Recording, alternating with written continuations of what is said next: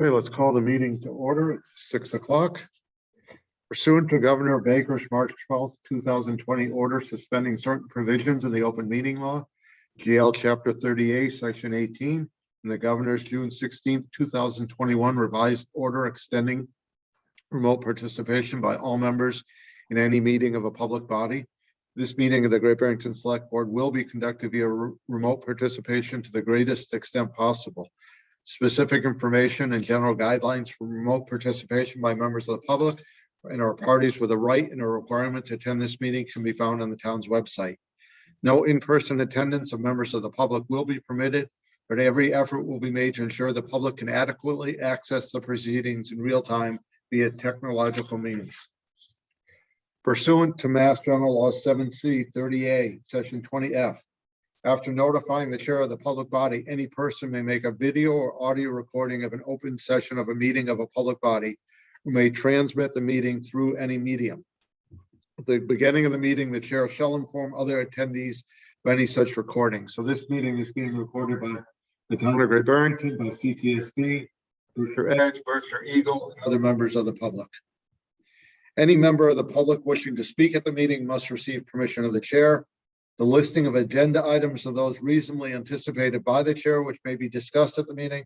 Not all items listed may in fact be discussed, and other items not listed may be brought up for discussion to the extent permitted by law. So let's start out with the approval of minutes. Do I have a motion? I make a motion to approve the minutes of January 18th, January 31st, February 1st, and February 2nd. Any discussion? Seeing none, all votes are roll call in virtual meetings. Garfield? Aye. Eric? Aye. Ed? Yes. Lee? Aye. And aye, it's unanimous. Select Board's announcements, statements. Garfield? Yes, thank you, Stephen. I have a couple things, actually. I had some people stop me and ask me a couple questions, so I thought I would tell you what they are and get some information out to these folks. One person asked me about the consolidation of the school. I had been in contact after with Deb Phillips. She told me that there's still talks in progress on that. And I understand that, Stephen, you may have a little more information on that. Yeah, if people are interested in it, the next meeting of the Regional School District Planning Board is March 22nd at 6 p.m. virtually. So, and there'll be a press release.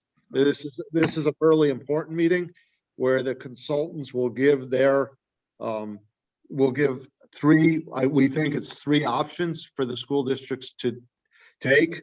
There'll be no vote that evening, but there'll be 3 options, and the consultants will weigh in on what their feelings are on those options.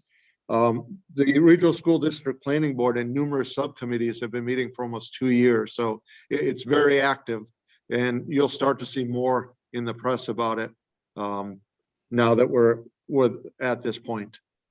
There is a website I was told that you should look. People can look if they want. It's Yes. RS, like R as in Richard, S like Sam, D as in David, P like Peter, B.org. So rsdpb.org. That is all the information you could imagine on it. It would take you a long time to read everything. They're all really good reports on it. And I think people who are interested should go to that website. Okay. And now I understand that there is some talk about, we're still talking about renovating or rebuilding and or getting a new school for the high school. Is that still on the docket? Still on the table. Still on the table. Okay. And one other thing, someone asked me about the bridge again. I believe we are going to have the Division Street Bridge in this summer. Is that correct? Mark can probably answer that, but that is our plan to have it for this summer. Absolutely. I have an update on that that I'll share in just a minute. Okay. Thank you. That was it for me. Thank you. Thank you. Eric? Nothing. Thank you. Ed? Nothing. Lee? Yes, just real quick. I know that we are talking about the short-term rental proposal later on tonight following the rest of the agenda items, but I just wanted to clear up two things that were going around in social media, and I just wanted to make sure that people understood this. Number one, this short-term rental proposal does not impact seasonal or month-to-month rental. So I think there's might be a little confusion about that. So anything over 30 days does not fall into this category and would not be impacted by any short-term rental proposal. So again, any short-term rental proposal would not impact seasonal or month-to-month rentals. The other thing I wanted to point out is that the intention of this bylaw was never to create affordable housing, nor be the one-stop solution to the town's housing crisis. So again, on social media, there's a bit of a whirlwind and some information out there. So I do encourage anyone that has questions to write to the select board directly, and we'll bring them up, or stay later at the meeting, such as tonight, and speak at Citizen Speak, because sometimes some misinformation could get out there. The last item I'd like to just clear up is that there is no cyber spying involved in any kind of short-term rental bylaw proposal, specifically not this one.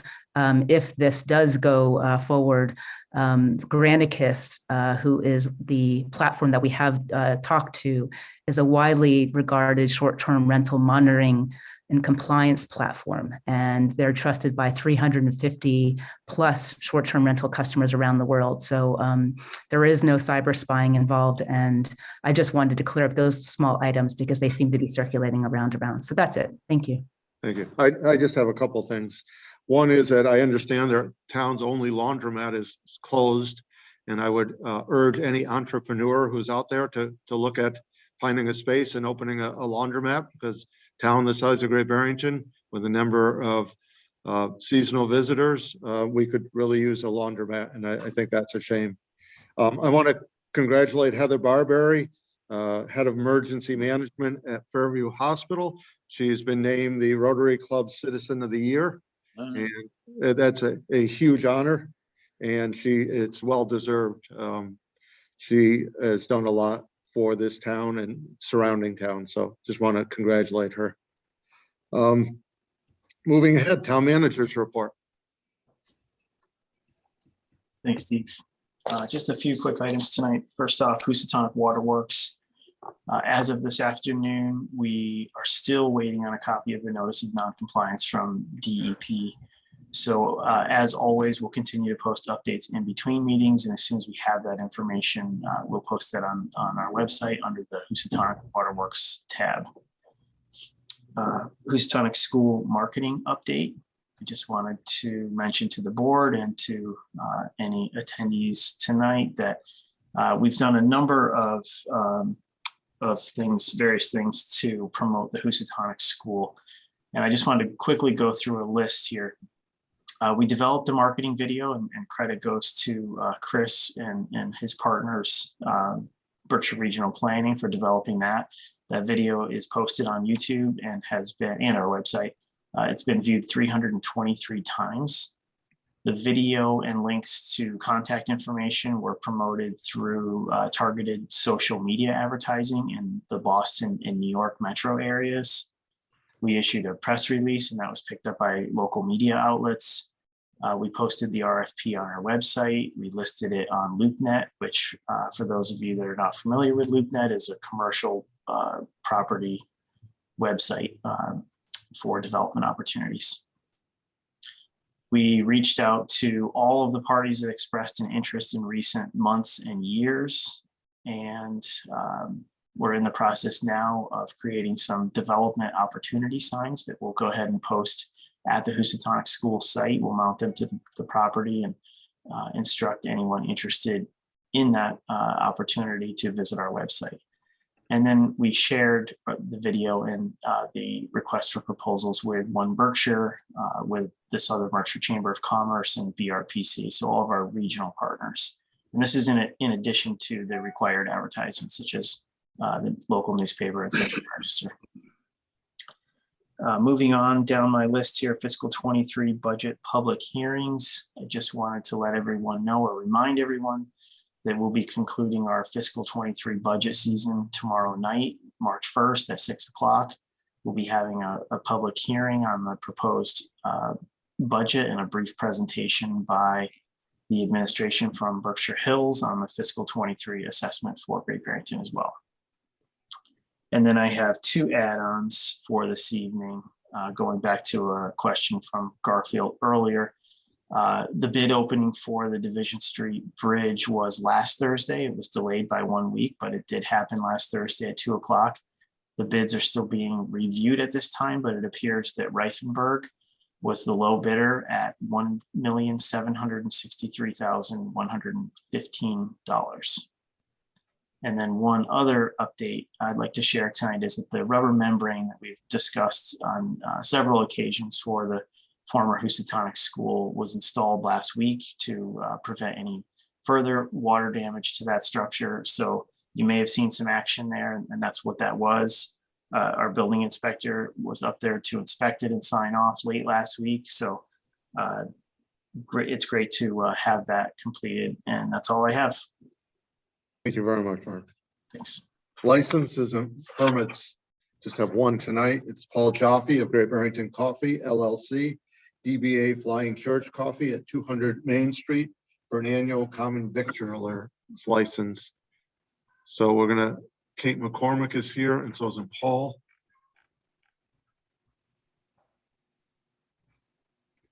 Hi, Steve. How are you? Good, how are you, Kate? I'm great. I'm here tonight. Paul John also on the line.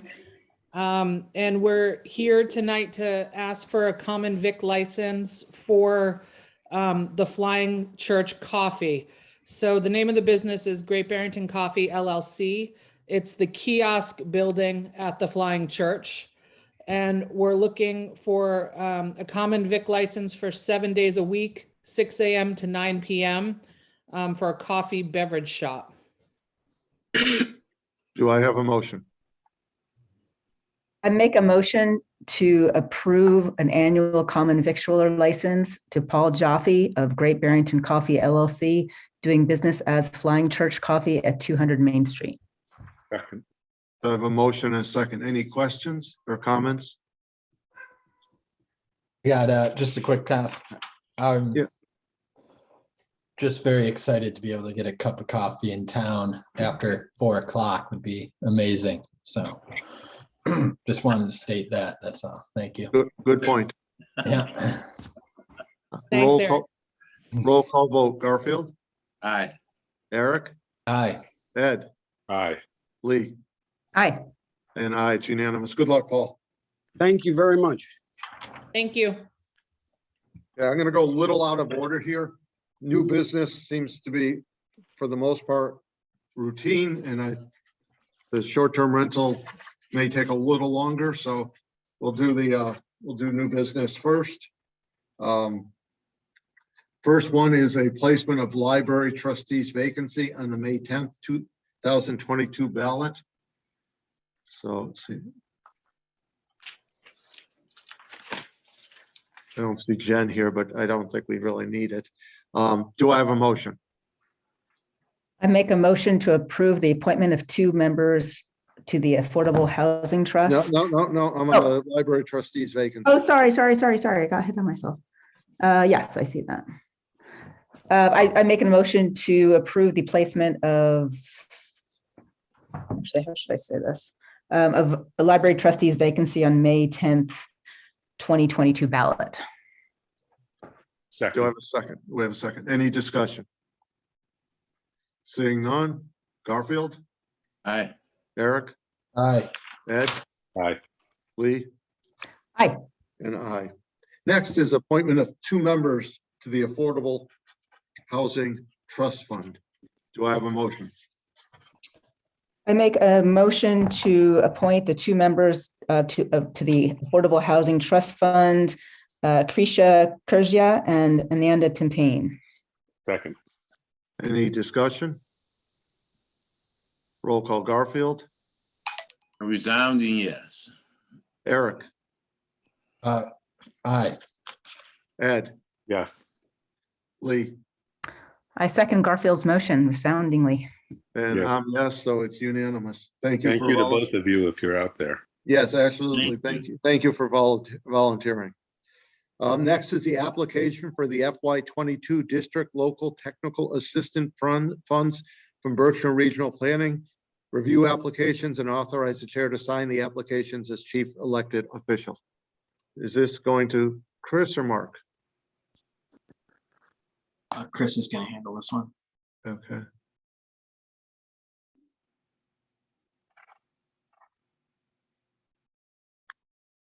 He may be having a technical issue. We're not able to promote him here. Okay.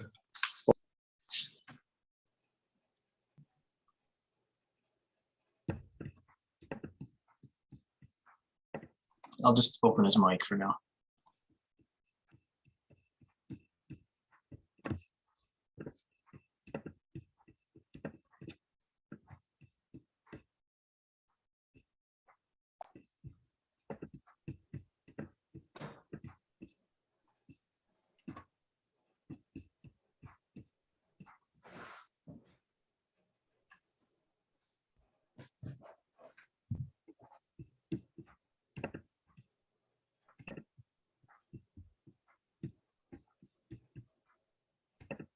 He's signing out and back in.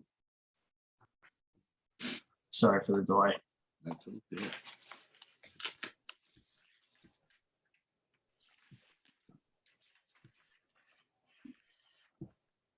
Sorry, I'm on call. Did we get Chris? He's signed out and he's signing back in. Okay, good. These are both pretty straightforward Yes. applications for district local technical assistance programs through BRPC for the upcoming year. Don't see him coming back in yet.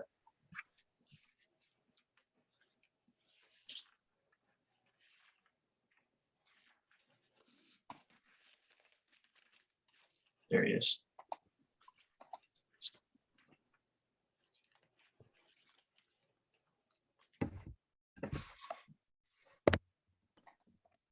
There it is.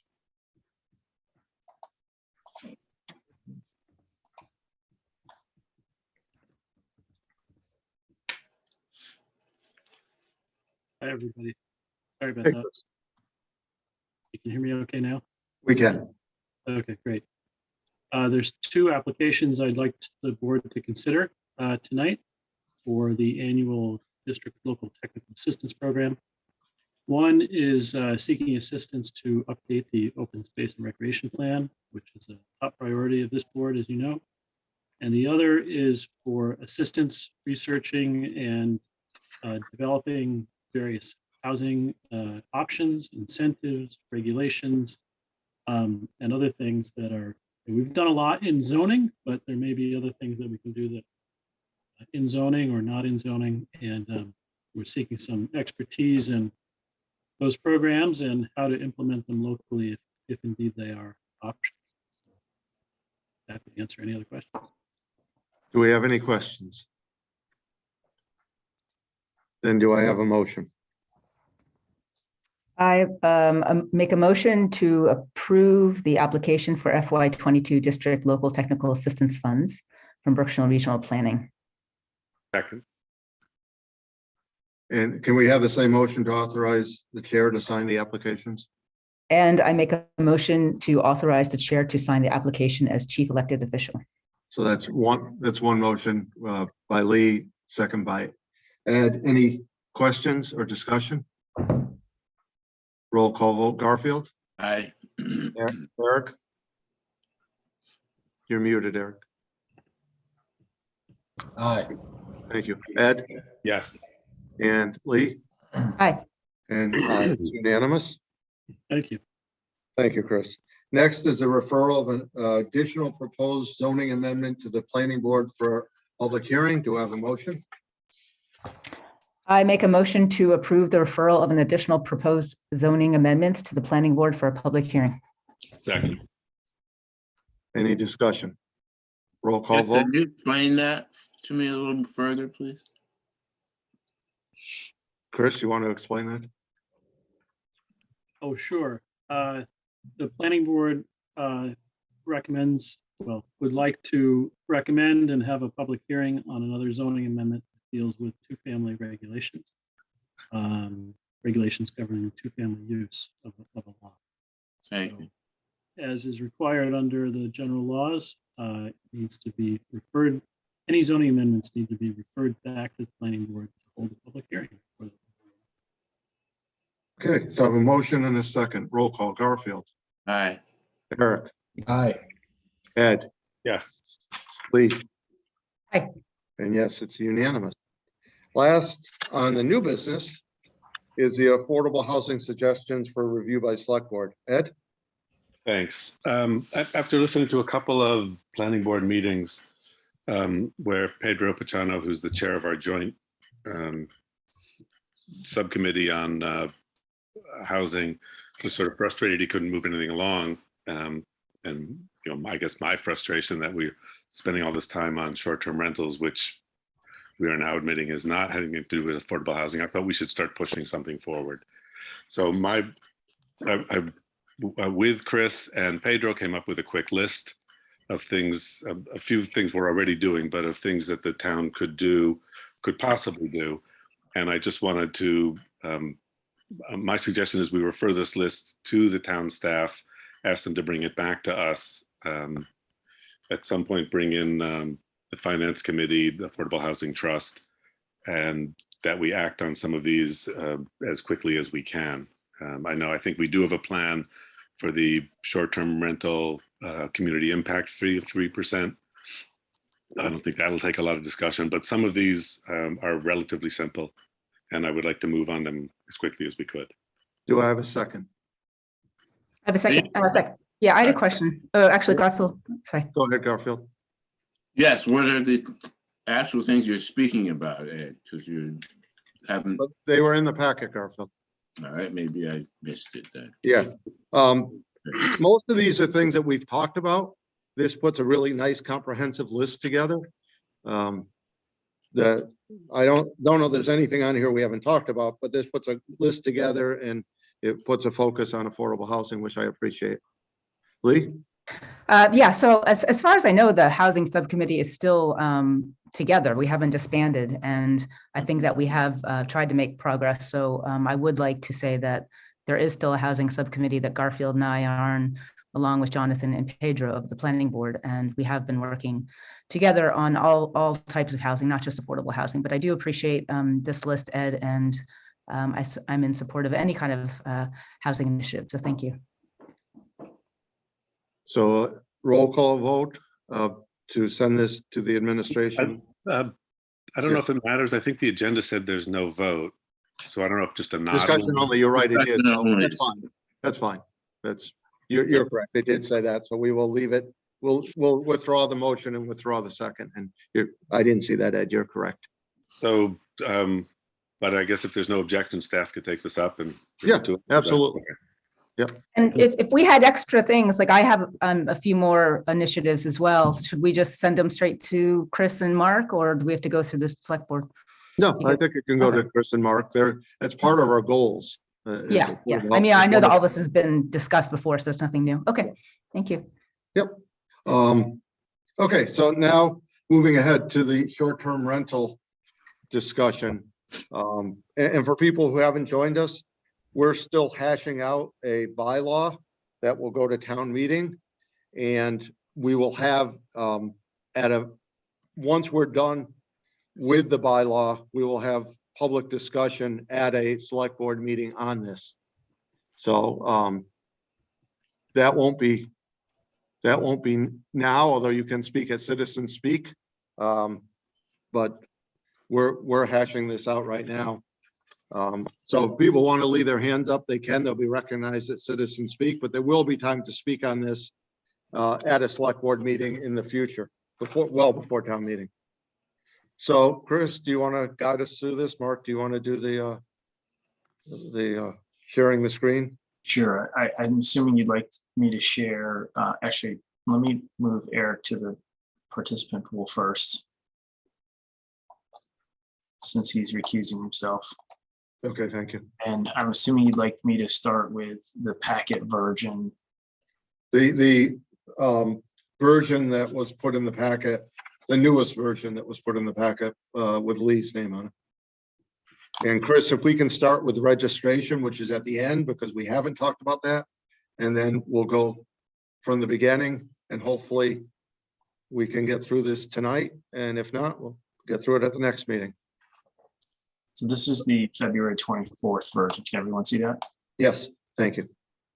Could you zoom it into one page, Mark? Sure.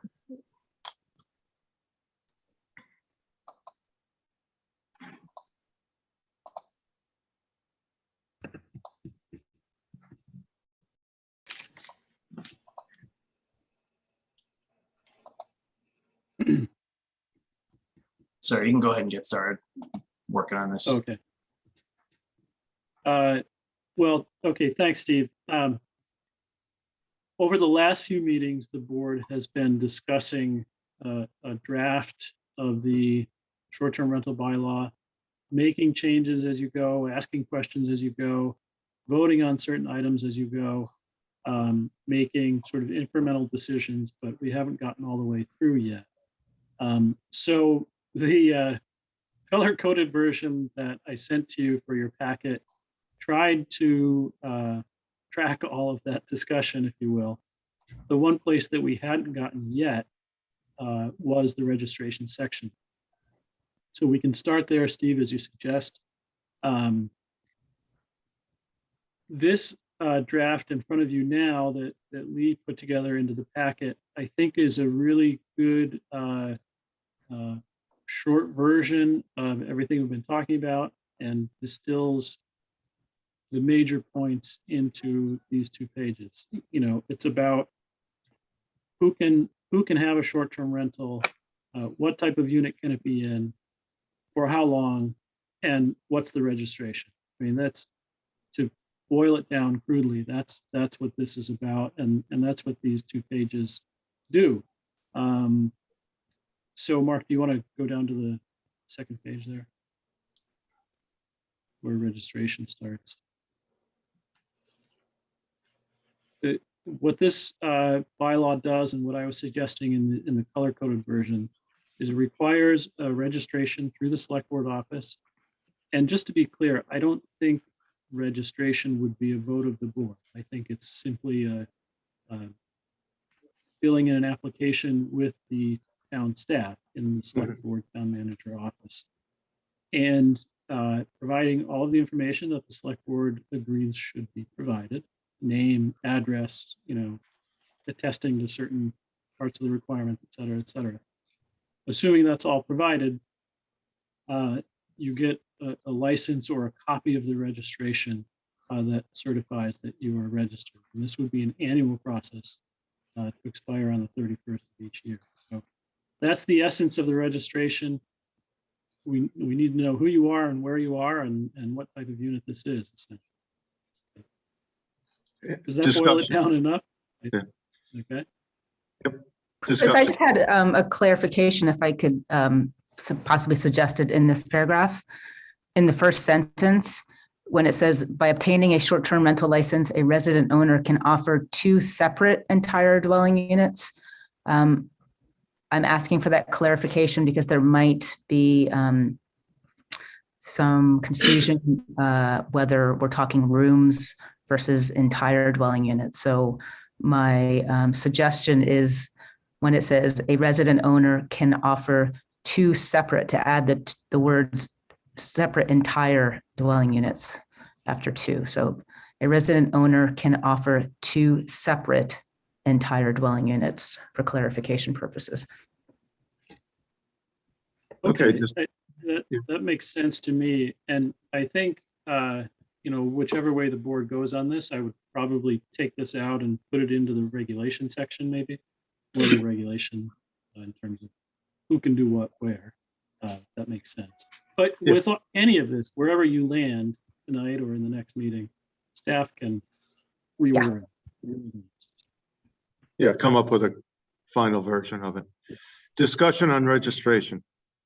Well, I guess a question outside of registration, but within the sentence is, we're back to differentiating between primary residents and second homeowners? Yes. Okay. That was sneaky, right? Well- My problem with substituting in the middle of going through something line by line is it doesn't highlight the changes. So I guess I would object to, once again, dividing us among second homeowners who are part of our community and support our community, and people who live here, or I shouldn't even say second homers, people who live here 183 days versus people who live here 180 days.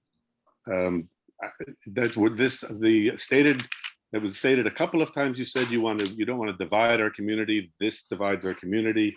It's also doesn't serve a purpose. It's not one of the purposes of this to punish second homeowners. Yeah, Lee? Yes, I'd like to speak to under purpose and intent, Ed, number 3. It's listed as deter commercial interest from buying housing to use primarily as short-term rental businesses. Yeah. This limits the number of dwelling units someone outside the community or someone that does not have a primary residence can operate in Great Barrington. So this speaks to directly the purpose and intent listed in number 3, which says deter commercial interests from buying housing to use primarily as short-term rental businesses. This addresses this number 3 point. But to Ed's point, we did say that we weren't going to change part-time resident. We weren't going to differentiate between full-time and part-time residents. We did not say that. No disrespect. Okay, I understood we had said it.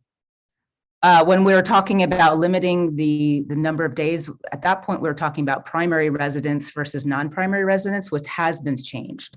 So to that point, yes, that has been changed, that the 90-day limit is across the board and does not differentiate between a part-time resident and a full-time resident. So to that extent, yes, everything is equal. But in terms of speaking to the purpose intent, which is listed as number 3, this is why this is here. And I feel strongly that we need to limit people coming in solely as investors to purchase properties for short-term rental. So this is what this speaks to. This limits someone that is a full-time resident to have 2 properties that they operate as short-term rentals, and someone that is a part-time resident or a non-resident to only have 1. And I think that this directly speaks to the need of housing in Great Barrington and the shortages that we are currently seeing. Mark, can you go back to the requirement, to the registration? Once again, we've added a definition we didn't have before, differentiating between second homeowners and primary residents. This also stops retirees, limits their income. Commercial interests is commercial interests. It's not necessarily somebody who spends more of their time in Florida than here. That doesn't make it a commercial interest. Any more than as an individual, if I own a home that I'm living in and I own another home, renting them both out, short-term rental is no more or less commercial interest than if I live in Florida most of the year and have to. We're treating the 2 groups differently. Ed, I'll draw your attention to what it says. By obtaining a short-term rental license, a resident owner can offer 2 separate entire dwelling units for a short-term rental use, providing one of the dwelling units is their primary residence. A non-resident or part-year resident can offer 1 dwelling unit for short-term rental. So we're not banning people that don't have full-time residents to operate a short-term rental license. So we're not stopping any retirees. We're not stopping investors. We're just limiting the number of short-term rentals they can buy. So for you to say that we're preventing retirees from operating short-term rental, we are not doing that. One at a time, please. We are treating them differently. Just because they don't live here 183 days, we're treating them differently, which this board had decided not to do. And that divides the community, which you have stated you don't want to do. Well, Ed, I absolutely disagree with you. I think that having them be able to operate a short-term rental in a home, in a town that is not their primary town that they live in is very generous and does not separate them out from people that live here full-time. There is a housing shortage, and I think that limiting the number of properties someone can rent and use as a commercial enterprise is fair to the long-term residents of this community. Yeah, I'm a little uncomfortable, Lee, and I know we haven't talked about this because quite honestly, stopping commercial owners of short-term rental from expanding, I agree with. I have a problem, though, with having people who may have lived there their whole life are now no longer full-time residents, but treating them different than someone who still lives here their whole life. Can I speak to that? Of course. We're allowing them to operate a short-term rental. So I don't understand the problem. What we're saying is that they can't purchase more than one. So Right, I just don't want to treat them differently we're at all. not stopping the second home that they are living in. We're just saying that they can't buy an additional property and use it as a commercial enterprise. That's all we're saying. We're not touching their second home. No, I We're understand treating that, the but- second home identical as a full-time resident. We're limiting it to 90 days. So across the board, that is now the same. Before that, we had a primary residence requirement. That is gone. All this is saying is that if you have a second home, you can use it and short-term rental. But in terms of buying additional properties and operating commercial businesses and residential neighborhoods that long-term residents and full-time residents are trying to get a leg up on in terms of buying properties and investing in the community, that we're just limiting it to one. So I think that this is entirely fair. We have to realize that there's full-time residents here in search of houses. So we really need to be mindful that there are people that actually want to live here and invest in this community and send their kids to school and volunteer that cannot find housing. And I think limiting one property as a commercial enterprise from someone that is not full-time here is fair. I have to agree with Lee on that. I do think it's fair. I don't think it's limiting at all. Okay, so we're not going to get anywhere tonight. Well, can I ask for a vote then? Because I go think ahead, this because is a really important Can I point. just- And, this was included in the packet. And I think that we should go and move on because there's an awful lot that the select board needs to grapple Yeah. with. I think there's a better way of stopping commercial investors than choosing to stop the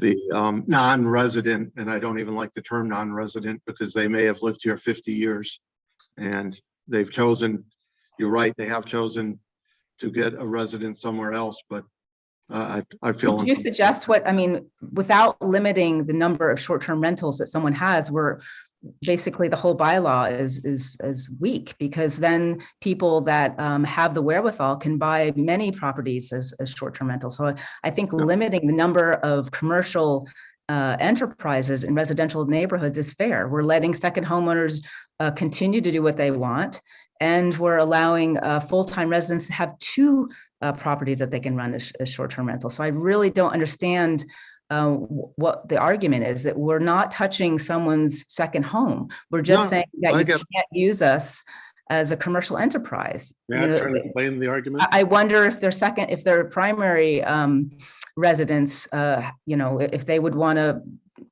buy commercial businesses and operate them in their hometown. So again, we're allowing them to make money off their second home. We are not stopping that.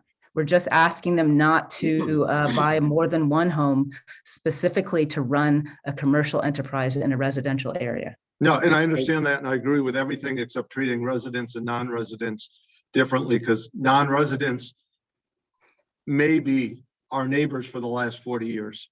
But we're not stopping their second home. We're not doing anything to that home. We're just saying you can't buy more than one property because we have a housing shortage. And once we open the gates. Let's go to the purposes, Mark.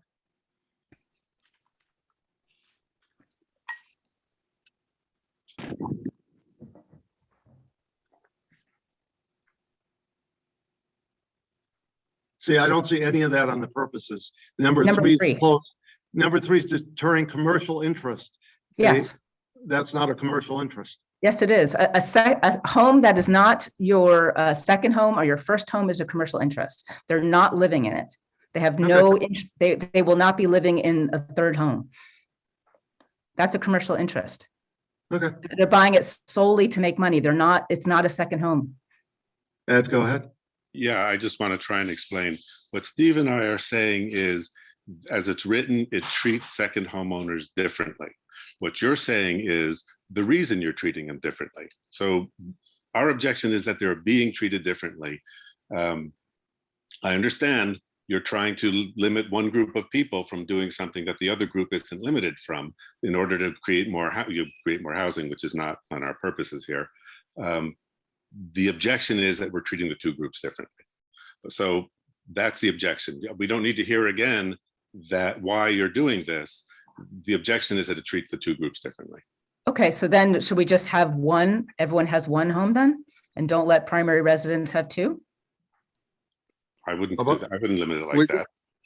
You do that or let everyone have two, because I mean, first of all, I don't consider them commercial interests, but I understand your point. It's well taken. Oh, I mean, however we do it, I would like to do it so that we're not differentiating between non-residents and residents. okay, can I make a point then? Yes, of course. So a primary resident lives here. And then they're allowed to have own one more property and operate a short-term rental out there. So that's two. Someone that is a part-time resident or a non-resident, they also have a primary residence, but it's elsewhere. So that's one home. And then they have a second property that they're running as a commercial residence. So that's two. So all we're saying is that their second home is elsewhere, and their first home is elsewhere, and their second home is here. So in reality, it's the same. No, because I don't Okay. care about elsewhere. I'm worried But about. what I'm saying is they have their primary home in another town. And what we're trying to grapple with in this town is a shortage of housing for people that live here full time, that work here full time. And one way to grapple with that is to limit the amount of commercial activity in residential areas. So what you're doing is you're allowing someone that lives here full time to have their home and operate it as they wish, plus have an additional investment and use that as a short-term rental as they wish. So all we're doing is saying that someone lives here that is invested here can do both. And someone that's a non-resident, they're doing both as well, but they're doing it in their home, their primary home. So it's the same thing. We're just trying to create a level playing field for people that might live here full-time that can't afford two homes. You know, we're just trying to give one home to people. I agree. I have to agree with that. And I think it depends on what you look like and how you feel. And I gotta tell you, it's a terrible thing, but this is all about dollars and cents. We're talking about pushing kindness, or you're trading off apples, and no one would care. But it's about the dollar bill, which shouldn't everything. And Stephen, you said yourself, everything should not be about the dollar bill. And I think that's what we're talking and we're trying to propose. Let's not get crazy. And No, my only objection, Garfield, sorry, I thought you were done. Go ahead. No, my only objection is, I thought we had decided to not, I guess my definition of a non-resident, maybe because I've lived here my whole life, is different maybe than someone else's, and that's my fault. I apologize for that, but my definition could be someone I've known since I've grown up, they live here, and someone who has a primary residence here and then has a second home could also have 6 other homes in 6 different locations, and we're not worried about that. So, Well, they're probably regulated in those communities. right, and I don't care about that. I just care about the people who could have been here, had kids here, and decided for a variety of reasons to have their primary residence somewhere else later in life. Why treat them different? Well, so I'll answer that by saying that a lot of people that live here full time do not make the salaries that people that live elsewhere do, and we're competing against that. And people are struggling just to have one home here.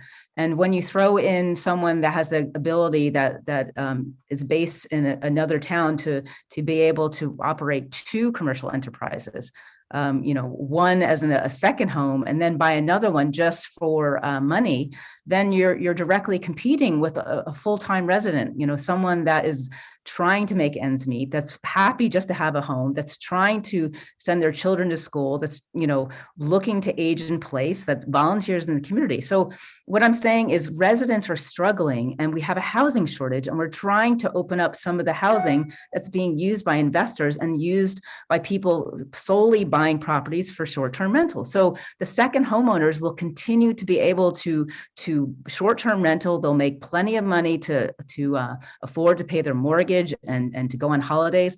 But right now we're talking about the residents that are committed and invested in this community. So all we're doing is saying, listen, we're glad you're here as a second homeowner, use your property, make money off it, but please do not buy an additional investment property, because we have a housing shortage and we really want to make it possible for people looking for homes to actually live here full time. Okay. Can you explain to me, Stephen, what your definition of a non-resident is? And because I think if you've lived here for 50 years and you decided you wanted to move, that is a choice that you've made. That would make you a non-resident, because just like you or I moved away from here, came back 10 years later, and we're a non-resident. And when we move, we're a resident of another town at that point. We're not a resident of Great Barrington anymore. Yeah, I thought one of the things we had decided, Garfield, maybe I'm wrong, is that we weren't going to treat primary non-residents different. There's two types of non-residents, of course. You would be someone, you could be a non-resident and have no residence here. You don't live here at all. You just have commercial property. And then a non-resident could be someone who's not a voter here because their primary residence is somewhere else. So I think I think it's all in the definition of it. Lee? Yeah, so actually, I lost my train of thought. I just, when we made that distinction, or when we talked about not separating or differentiating between primary and non-primary, that was when originally we had the primary residence requirement. So there was a division in one of the earlier drafts that only primary residents were able to operate short-term rentals. So when we had that discussion in the very, very beginning, that's when we said, yes, we didn't want to differentiate between a part-time and a full-timer. And so that was pulled out of the early bylaw. So now across the board, residents full-time are treated the same as part-time residents. Everyone has the same 90-day limit. So that's fair. That is that everyone's on the same plane. The only difference is actually pulling a piece of property out from the housing stock, from the very, very limited housing stock, and using it as a commercial enterprise and taking that chance, that option away from a full-time resident to actually make a home. Because there's a lot of people looking for rentals right now. There's a lot of workforce looking to live in Great Barrington so they can actually contribute to our economy. We have businesses almost shutting down because they can't find staff. So all we're saying to second homeowners is, please respect us. We're so happy to have you. We're so happy that you're part of this community, but just please respect that. The fact is we need to limit the amount of commercial property you have, because we need to give something to our residents. So all we're doing is that, Steve, we're not touching their second home. We're allowing them to make as much money as a full-time resident. I understand. Then why do we allow full-time residents to? Because a lot of people can't make as much money as people that can afford two homes. And a lot of people are struggling here. A lot of people need short-term rentals just to make ends meet. You're talking about primary residents who own two homes. So what I'm saying is, why do we allow primary resident to own two homes when we have this? First of all, I dispute whether any of these homes will end up being year-round rentals, but assume they are. Why do we allow a primary resident to own two homes and rent one out totally as an Airbnb? We don't let a secondary, a part-time resident who could be, and Michelle Lebert will bring this up during Citizen Speak, someone who's lived here her whole life for generations. Because she wants to retire in her husband's hometown, she has a limit that she wouldn't have if she spent 183 days here. That's the part that doesn't make sense. It's the same thing, Ed. One is they can have two as long as one is their primary residence. I understand. So that. a second homeowner has a primary residence that they live in. So the only difference is that both have two homes. Okay, so before I'm going to end discussion on this, because we're talking in circles now. We both, I respectfully disagree on this, and I think we should think about different wording. But I would prefer we just go back and see how far we can get in the beginning of this bylaw, and let's move our way through it. Well, Steve, can you just tell me what you don't want any limit on short-term rentals? I don't understand where you're coming. Why would you say that? I'm trying to understand if you could tell me what I really am uncomfortable with second homeowners being treated differently than primary homeowners. I'm uncomfortable. So if we make this one and only allow primary residents to have one short-term rental, would you feel better? If everyone was treated the same way, I'd feel fine. There's a lot of situations where everyone isn't treated the same way, especially if you're talking about money, socialism, classes, and everything like that. So that doesn't necessarily have to be the case. Everyone is treated the same in this world, in this town. It's just not how it is, Steve. No, and I agree with you, Garfield. And if I have a chance, one little chance to make it not so, then that's all I'm trying to do. I absolutely agree with you, and I wish everyone was treated equally everywhere, but I don't have control over that. So just a clarifying question, Steve. So are you saying that a second homeowner that lives here, that you would be comfortable with them buying a second property just as a commercial enterprise, solely as an investment? Well, let me twist that around a little bit. So a primary homeowner, they're allowed to buy a second one as a commercial interest. So why shouldn't a secondary? So why not just have neither of them be allowed to do that? Because the resident here lives here. So they're entitled to use it as a short-term rental because they're actually going to be in the house. So that allows them to rent 2 rooms or ADU. That's where the distinction comes in. No, and I understand that.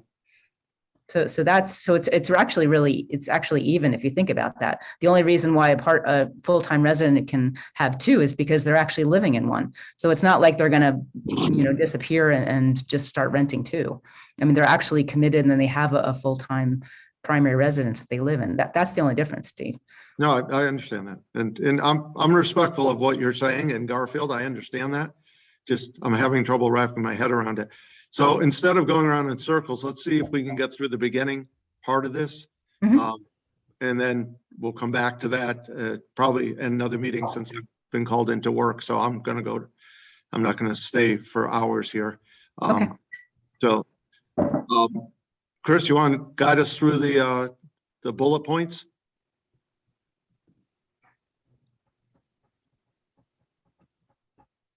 I think you can move on past the purpose and intents, right? Yeah, I think we've all agreed on that, I think. Yeah, I just had a procedural question. If I had just kind of wordsmithing and grammar, should I suggest that now? It's under purpose intent, just to put a semicolon after municipal interests and to begin the sentence, these regulations will, with a capital T. If it doesn't change it doesn't change anything. So let's do that. Let's just send that to Chris. The other change I do actually have that is different is to change number 1 from enable owners to enable residents. And I think that's in there. So I just wanted to flag Well, that. it already says residents. You're right. Yeah, I just wanted to flag that. Okay. Okay, And then just, again, it was just some wordsmithing. So I'll send the other grammar changes to Chris, but nothing else under the definitions. Anyone else have anything under definitions? So let's go see if we can get Hold through on, these. sorry, I was muted. Resident owner, are we leaving that as is? Yep. That's the crux of the problem we're just discussing. That's a change from the previous version, which I wouldn't vote for. What did the previous version say? It didn't say. It didn't have resident owner as a definition. It just had inspector, operator, owner. Well, I think respectfully, for this version, you'll have to leave it in if you haven't come to a conclusion. You seem to be 2-2 against Right. on the previous discussions. We might as well leave it in for now and come back. So let's go to general requirements for short-term rentals, because Chris is correct. That one will solve itself when we solve the registration. The general requirements, I think these are relatively straightforward. Here's what you have to do to ensure this is a safe place for people to be boarding on a short. Chris, I had a grammar, actually a clarification note on number 4 about the subleasing. If I could offer that, please.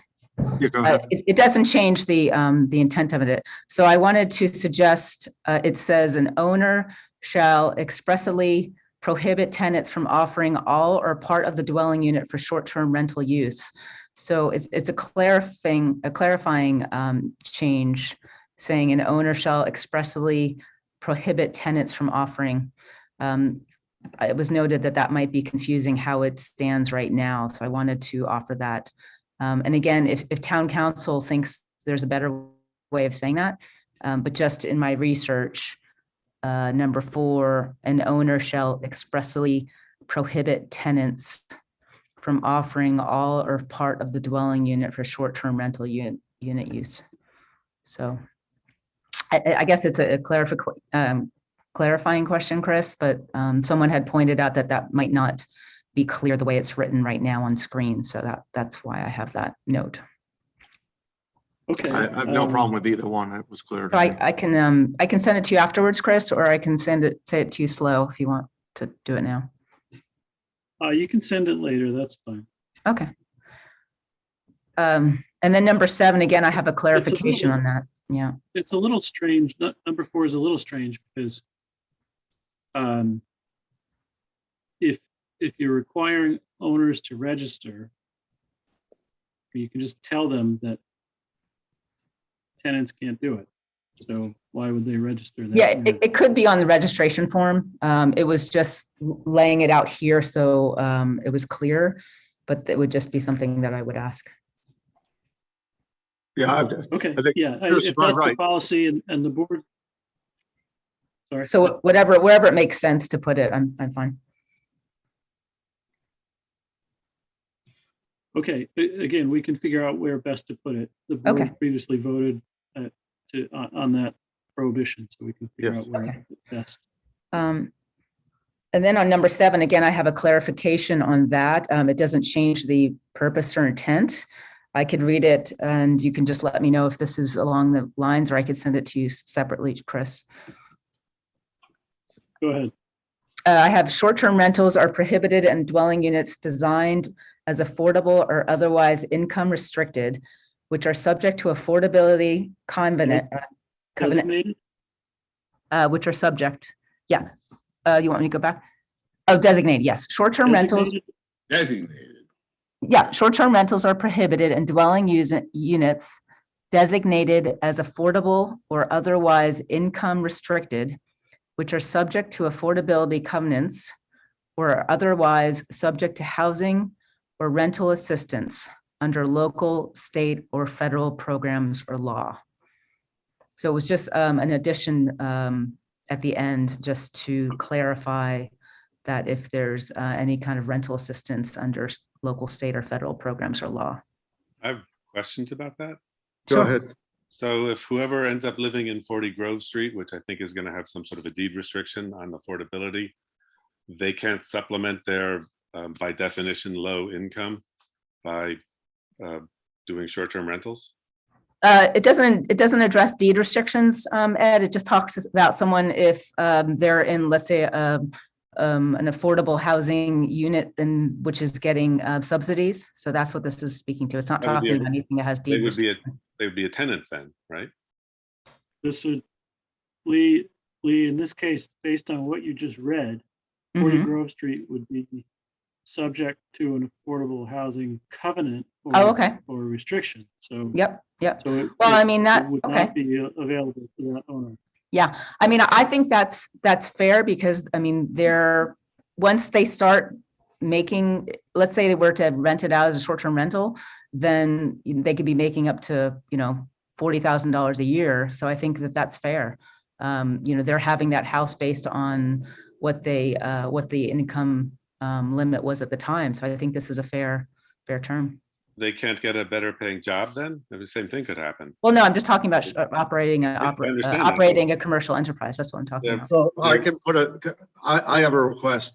Can we just run this by town council? Because I have no idea if this is legal or not. So Okay. Just so you know, this was approved by the Attorney General. This was in the Stockbridge bylaw, and it was approved. So, okay, just as a note. let's go to number 8. I have a question earlier on number 1. Sure. We had talked about not saying noise ordinance because our noise ordinance is long, cumbersome, and requires a decibel meter to enforce. Weren't we going to say something like be respectful of neighbors or something more common sense? I can read you the ordinance again. It's just not useful. Yeah, I think you're correct, Ed. I think it just says instructions, and I absolutely agree. I don't think we have to put the whole onerous leash or noise ordinance. So I think that's pretty open-ended. We just want people to be mindful of their neighbors. Okay, so we'll just put that in there. And their neighbors' lawns. Yes. So, okay. Yeah. Number 8 was events that include amplified music or tents, which we already had agreed to.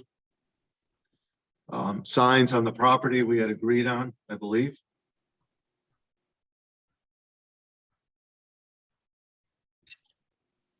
Chris, you want to move it ahead to short-term rentals of rooms in secondary units? Go ahead. I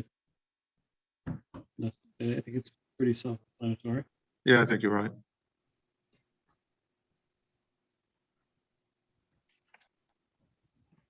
Provided the resident owner is occupying one of the dwelling units. Provided the resident owner. Yeah, I had a clarifying note on that. I could offer and see what you guys think. Okay, go ahead. I just didn't know for the second part of that sentence under short-term rental of rooms and secondary units, whether you think this is needed. At the end, it says, provided that the resident owner is occupying the dwelling unit at the time of the rental. It was just a clarifying note, and I'd be happy to send it and see what I town don't know what this is trying to do, so I can't tell you if that makes sense. They're occupying one of the units or the unit or. that they're living in the house. They're living in their house as they're operating a short-term rental. So it's basically saying if it's your home, if it's your primary residence, by right, you can short-term rental an ADU or 2 rooms in your house when you're there. So What if they live in the ADU and they want a short-term rental of the units in the house? it says, or yeah, so either one. So if they're living in the ADU, they can rent out 2 rooms in their main home, or if they're living in their main home, they can rent out their ADU. So Says up to it 2 bedrooms. So last time we talked about the number of people per bedroom and things like Yep, that. now that's all gone. Yep, All gone? Okay. yep. I think this probably deserves some discussion. Yeah, I still don't understand what this is trying to do. What's the question, Ed? Up to 2 bedrooms in a dwelling unit or second unit in the same parcel may be rented year-round by right. Mhm. You don't mean year-round, you mean they can do short-term rental as often as they want, correct? Yeah, as long as they're there. year-round. Yep. Um, Well, the title is called short-term rental, so yes. Okay, can be rented, do a short-term rental beyond the 90-day limit, provided Correct, the donor is in residence correct, property at the time of the. correct. Yep. Okay, I don't get why, but Well, is that okay? many That's people that commercial. live here need the income and appreciate being able to live in Right, their home and have the ability to short-term rental while they're living. It's great that we're allowing that. I'm wondering why we're not allowing that if they're not there. What's the difference? Because there's accountability and they're living in their homes and they're No, I get invested that they're living in their community. homes. I don't understand why that makes a difference. Because that they're there in their homes and they are able to rent out 2 rooms and use that I get to that. maintain their You're property. missing the question is why does it matter if they're in the house or if they're not in the house, but the person next door is keeping an eye on the house? What's the difference? Why are we allowing one and not the other? Because they're on the property and they're accountable for noise. They're not, there's There's a no why. nuisance. I know the what. I get that if they're on the property, they can do it. Why does it matter if somebody is on the property? Why are we allowing it versus the next door neighbor is watching the property? Because they're in their own homes. It's their homes and Okay, they thank you. are renting out rooms and there's accountability and this is their property and they are entitled to make some income out of their own property. I understand. I can read the thing. I guess I'm wondering why you lose the accountability if the person next door is doing the same function. When you say next door, you mean a different person in a different home? Yeah, different owner, different home, but right next door is taking Because- responsibility for. Because they are not on the property and we're trying to discourage people from operating commercial enterprises in empty homes. Whereas now we have the owner on the property during the short-term rental. They are using the revenue that they make to live in this house and to contribute to this economy. Second homeowners contribute to the economy too. We've determined that. But Yes, so we do. I guess we should And they probably- are allowed to rent their own home out. One at a time, please. We should probably be discussing number 3, because I don't think we all agree on what that means. Deterring commercial interest from buying housing to primarily use a short-term rental. Because we keep putting up limits that stop some people from doing short-term rentals because we don't like short-term rentals, not because we're deterring commercial interests. So if I own 2 houses on my property and I have a very big property and one of those houses is very far away from the other, I can rent that out as much as I want because I'm in this house. But if I have 2 houses or 1 house and my next door neighbor lives 15 feet away, which is the case in my neighborhood, and my next door neighbor is responsible for the house while I'm gone, I can't rent it out despite the fact that the person who's there is even closer. So it sounds like what we're trying to do is punish people out of renting out short-term rentals because they don't live here year round. And again, we're differentiating. Ed, I would appreciate if you don't put words in my mouth. I've never said punished. I've never said second homeowners are evil. I've never said people that live here are evil, but I have heard you and I have heard you comment on social media those, and I appreciate if you don't put words in my mouth. Let's just stick to the context here, please. And we already discussed the purpose intent, so I think we are going around in circles. I don't think we agree on it. request to keep going. I don't think we agree on what number 3 means. Yeah, I would agree with Ed on that. I don't think we agree on what the term commercial means. I think that's the problem. And it doesn't mean anybody's wrong. It just means I think we're interpreting commercial 2 different ways. To me, commercial is an LLC, a business, something else buying a property. It's not an individual. Well, okay, you have a residential property and you have a commercial property. So a commercial property is designed to make a profit. A residential property is designed to home someone. It's a domicile. It can be seen as a human right. So that's the difference. Well, no, I get that, but I guess you could have a residential, and if you're doing short-term rentals, you are making money off of it. Does that make you commercial then? That's an addition to your home. That's an addition to a primary residence. So you're using that. It's your home, and you're taking some of the revenue off that to contribute to your being able to live in that home. Whereas the second way is buying a property solely for profit, and that's where the commercial activity comes in. So I'm not going to get into this now because we already had this discussion 20 minutes ago. So, and I'm not saying that badly. I'm just saying everyone's heard it, how I feel, and they don't need to hear how I feel again. So it's an investment property. So it's either a home or it's strictly an investment property. So that's the difference. Yeah, no, I get it. So I think if we need to say investment instead of commercial, we could. Well, but then, Lee, and I guess I'm going to say it. If my primary residence is in Great Barrington and I own a second property, that's an investment property too. Yes. That's all. No disrespect, just all. That's just. So I think we have 2 parts of this that we have to figure out, one is registration, one is short-term rental of rooms and secondary units. I think everything else we've agreed on. Go ahead, Lee. Yeah, so I wasn't able to finish in time for the packet, so I had two more sections that I'd like to offer that we put on this version. One is called adoption of regulations. It's very short. The second one is penalties.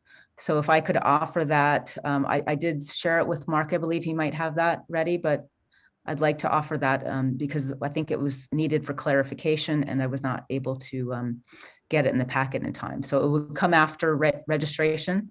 And the first heading is adoption of regulations and the second is penalties. So I could. I can share that version. Yeah, if you want to share it, yeah. Yeah, Thank you. we're going to move this a little quicker because there's 9 people with their hands up. And as I said, I do have to leave in a little while. Can we do that at a future meeting? Well, Well, let's look at it so it's introduced. Yeah, this is. Let's just have it introduced. Yeah, I don't think there's anything, hopefully that people will object.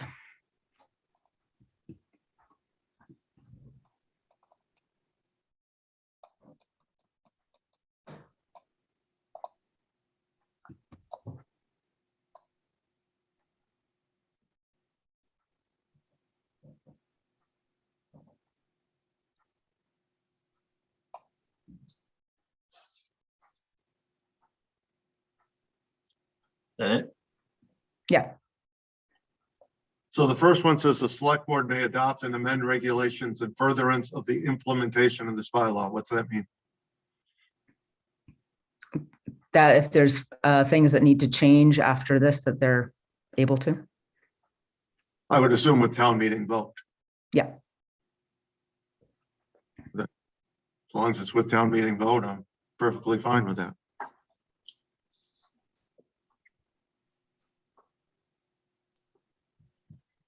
And I think where we're going to get hung up on the next one, and there are a lot of hands up, so each day that a violation exists constitutes a separate offense or offense if you're from Canada. The problem with that, quite honestly, is that if Ed May or Chief Berger write a violation up on a Monday, that would mean they could come on Tuesday and write the second one when you might not have had a chance to get it taken care of. Some things would be simple, but other things may not be. Yeah, Yeah. absolutely. Yeah. Yeah. So I think I we mean, need this would be to. a town council Had advice. days, for this. maybe. Yeah. What's that? Had days to do it before we can issue a second. Well, yeah, my concern, Garfield, I agree with you. My concern is, have you ever tried to hire someone to do something around here? It's difficult. They're busy and it might not be days, it might be weeks. And if it's a safety offense, that's one thing. If it's not an imminent danger, it might be another thing. So let's look at this at the next meeting. But I mean, I don't disagree with it. I just concerned that you could be on your third offense on a Wednesday and you haven't even found anybody to hire. I don't think we mean that. I don't think Lee means that. No, I know she doesn't, and I'm not implying that. No, I'm That's not what it saying says. you are either. Right. I agree with you, Stephen. Yeah. No, I agree. There should be some time in between. No question about it. Yeah. Depending on what it is. Steve, there is, if you could just raise that, scroll that up, Mark, please. Mhm. Under, there's a section under inspection that I believe we might have not covered. Inspections, okay. Yeah. So if we could just go over the orange, that's new, and the green. Short-term rental owners are required to provide access for the purpose of conducting safety inspection when necessary. Failure to provide access to an inspector upon request and after proper notification will invalidate the license to operate a short-term rental until an inspection by the appropriate authority has been conducted. All violations have been addressed to the satisfaction of the department and or the town. Failure to comply with orders to correct deficiencies may result in fines or refusal to allow license renewal. All seems fair to me. Mhm. It's a business you're running and Do they get some number of days? well, that's what we were talking about. This is more general. the one at the bottom, that's what we're talking about. Right. We have to figure that out. We have to figure the right wording on that. Yeah, and then the green and the yellow, if you can read that, please, too. Owners can appeal a written violation within 21 days of notice in accordance with, okay, that's just a legal reference. And the one at the bottom, Mark, can you move it up to the green? We've already done that one. So. Yeah. So I just wanted to point out the addition and the inspection. I actually think we're farther along than it seems. So I don't think we're that far off. Not too many bruises. No, that's fine. So let's go to citizen speak time. And So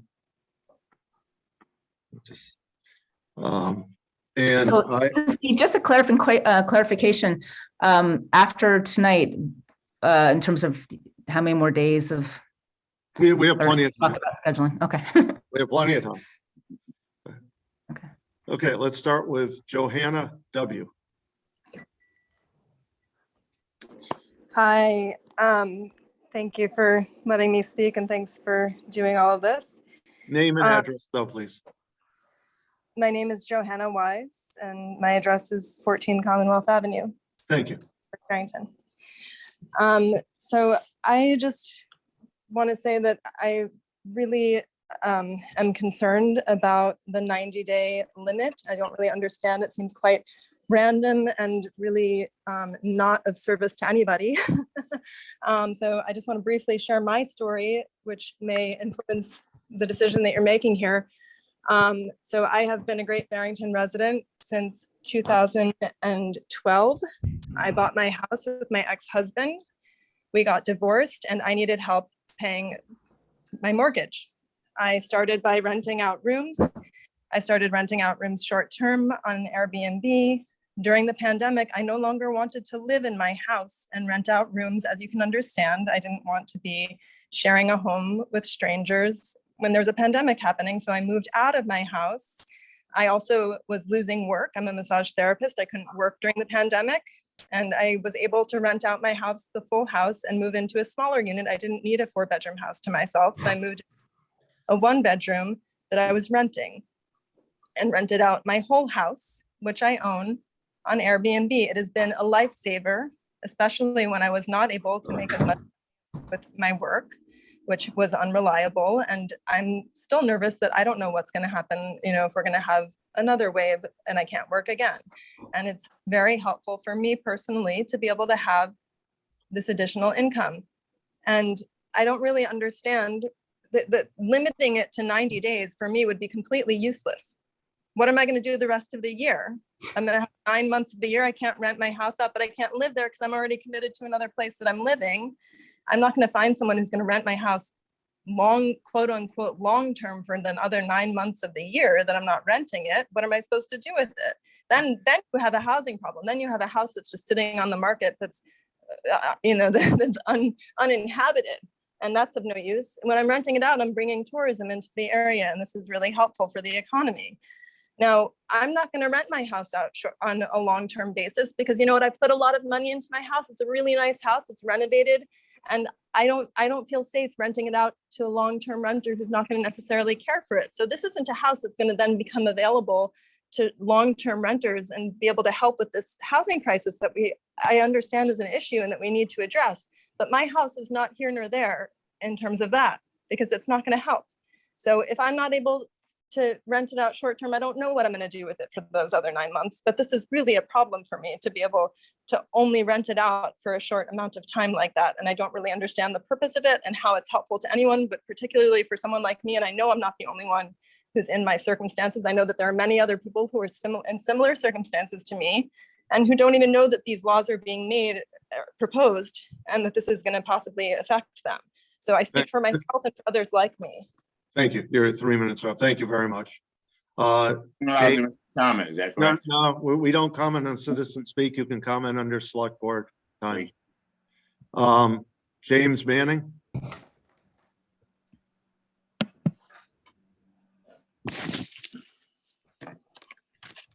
Go ahead, just unmute yourself, please.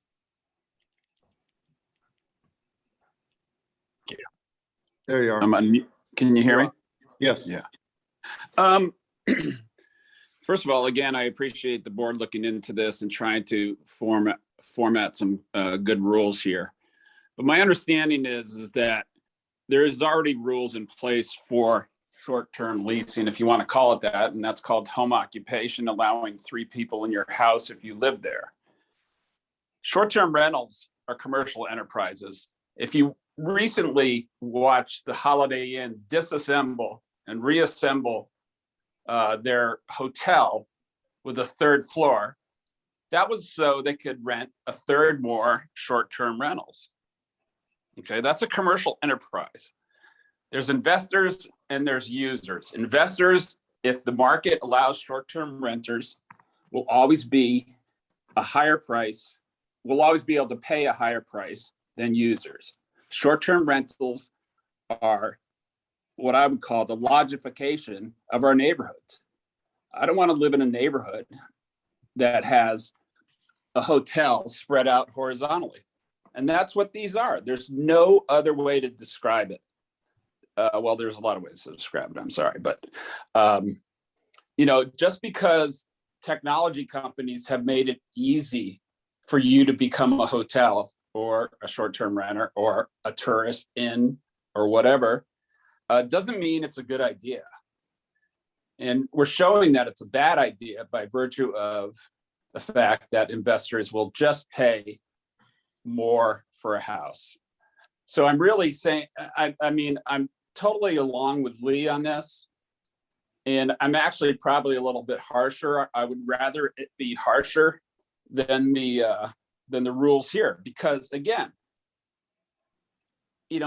having somebody have a short-term rental property in the neighborhood that's residential is a commercial enterprise. That's kind of end of story. And what's going to happen is, like every other industry, they're going to be aggregators and consolidators, and then soon the majority of the property will be owned by large corporations, and they'll be renting it out, and there'll be subscription models, and they'll be able to then, invite everybody from all across the world to Great Barrington, although there won't be anybody to work in Great Barrington. The residents here deserve to have a residential neighborhood and no commercial enterprises next door. The logification, as I cited, is just not acceptable. And removing and replacing long-term rentals with short-term rentals leaves the town of Great Barrington starving for a workforce, which undoubtedly is now a critical part, as we've seen in the pandemic. So I would just appreciate if the rules get even stronger than this. I don't think it's fine to rent out rooms in your house, but it's not a good idea to buy a house and rent out that house on a short-term basis, which is a hotel. It's a commercial interest. Thank you very much. Thank you. Brian Frank. Hi there, Brian Frank. I am a resident of Egremont, but I'm a professional property manager, and I sent a letter to the board. I want to provide you with a little bit of context. So for tonight, this is for Great Barrington residents. I appreciate your honesty. I also have several employees who all were unable to make it this evening, and several residents whose properties we manage. Let me add one thing here, because I think it'll be valuable. You can shake your head, Lee, but you should listen intently, because I actually have a lot more knowledge about this than you do. Aside from the limitations. So with that, I'm going to cut you off, because our meeting. Just going to tell you. I'm sorry. These are for Great Barrington residents. This is how we've set our rules up, and it's not me making the rules. This is the board. This is the way we've made our rules. Next is Madeline. Go ahead. I'm Mandy Victor Pacharka. I've been a real estate agent for 46 years. Your address, please. 9 Lakeview Road, Great Barrington. Thank you. I want to say something about the unavailability of property. I have seen through this pandemic an unbelievable market. I've never seen anything like it. And I don't really think there are people coming in, buying up blocks of property as rentals. Many people I watched moved here with families to get away from big cities.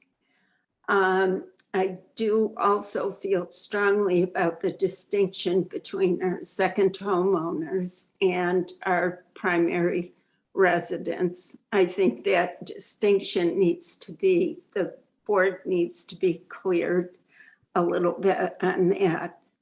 And as well, I agree with Mrs. Weiss, who spoke earlier.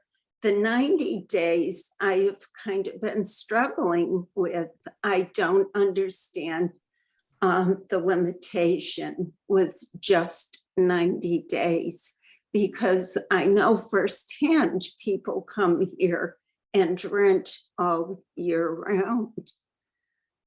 So I'd like to see that maybe broadened a little bit, unless there's an actual reason for the cap of 90 days.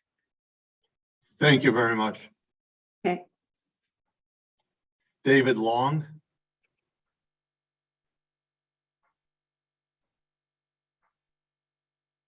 Just unmute yourself, David. Yeah, there we go. Great. Hi, Dave Long, 304 North Plain Road. You guys clearly have been working on this. A lot of the language has gotten streamlined and cleaned up. However, the point that I made at an earlier meeting, I still think holds true, is that I would think we all agree that there is a serious problem here.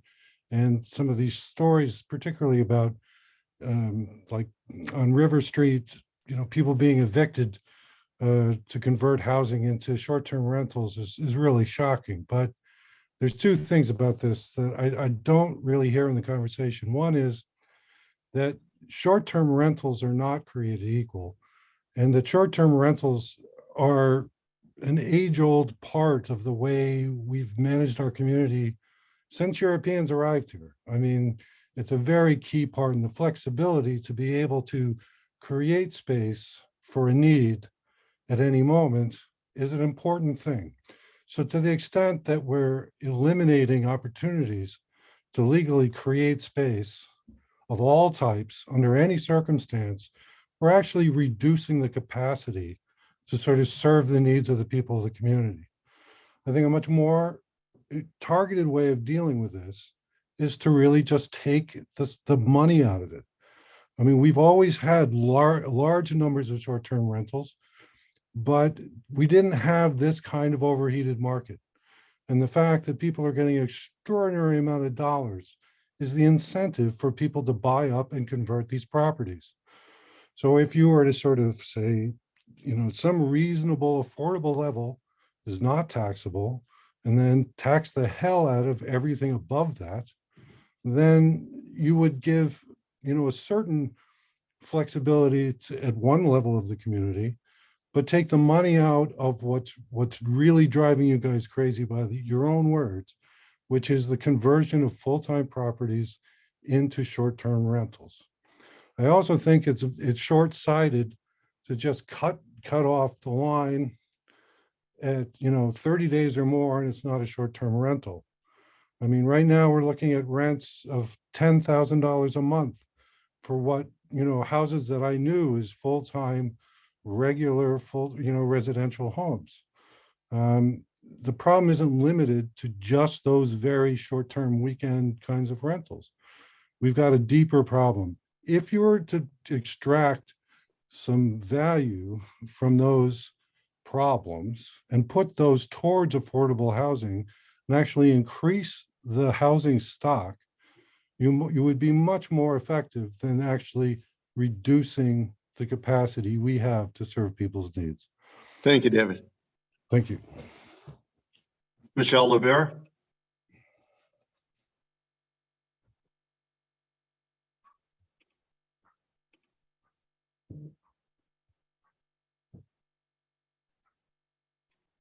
I think you're unmuted, Michelle.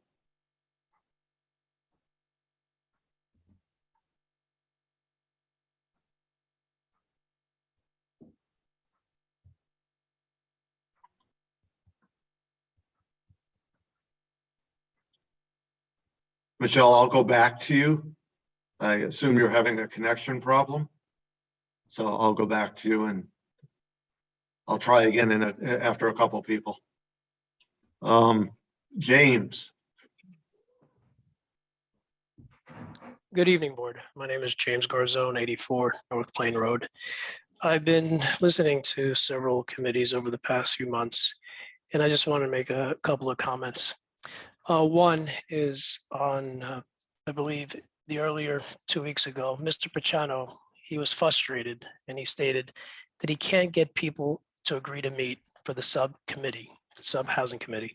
So it was interesting to hear earlier on this call that there wasn't an issue where he clearly stated there was. Another point is the planning board continues to try to make change to create the affordable housing. And they have in the past couple of years, as I've stated, we have plenty of affordable housing units that have been created and will be created in the next coming year. I believe that the 90-day restriction is too short, and I believe that making a distinction between owners is not appropriate. And my last comment, because I'll make this quick, I believe grammar does matter, and to make changes on the fly without assessing those changes is problematic. And I'll give you an example. Let's eat grandma or let's eat comma grandma. So grammar does matter and punctuation does, and I think we should review these changes without making these changes on the fly. Thank you. Thank you very much. Let me try Michelle again. Michelle, can you unmute yourself?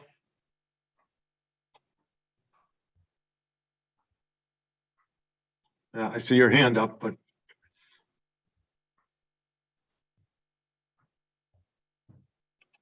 we're not hearing you, Michelle. Okay, let's move ahead. We'll go back to Michelle again. Robert.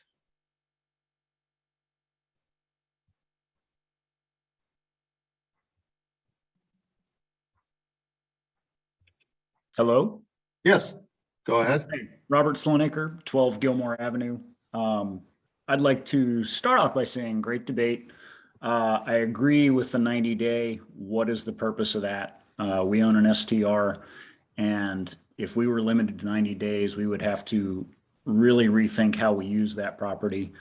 It is a second home to us, but it is an adjacent property to the house we live in. So it is on a separate lot, but it is owned by us. A couple of things that came up in the discussion tonight on number 7 of general requirements for short-term rentals. I agree with the idea behind prohibiting dwelling units designated as affordable or otherwise income restricted. But are you not, let's say, because we have a view of the affordable housing apartments up behind the courthouse. And I just thought of a hypothetical scenario. A family that lives in one of those affordable houses decides to go on vacation, and the way they pay for their vacation is they put their apartment up on Airbnb. That would be limiting them from putting their apartment on Airbnb to help pay for their vacation because they are in an income bracket that makes them forced to live in affordable housing. So that's just FYI, a thought I had. And number 8, events that include amplified music or tents, which would customarily require a license or permit, are prohibited. So our lot that we have our STR on has a fairly large yard in it. If for some reason in the future our daughter decides to get married and wanted to have a party, we as the owners of that property would not be able to set up a tent and have a party, even though the house isn't short-term rented based on the way this is written. Am I reading that correctly? So that's one we'll have to talk about. Yeah.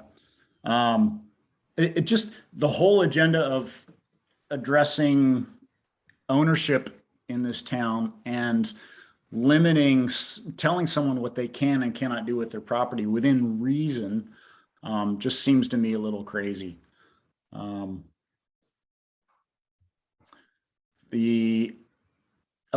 Which one? Oh, the minimize public safety and health risks. Can we better define those? I mean, what is not safe or healthy about data? Oh, the data. Yeah, where's the data behind public safety and health. And in fact, where is the data behind the commercial interests that are purchasing these properties? If we're going to be asked to vote on this at some point, I think it'd be fair that the town produce the data backing up the claims that commercial interests are taking these over, and that Airbnb, or I should say short-term rentals, are not necessarily a hazard to public health. Thank you very much.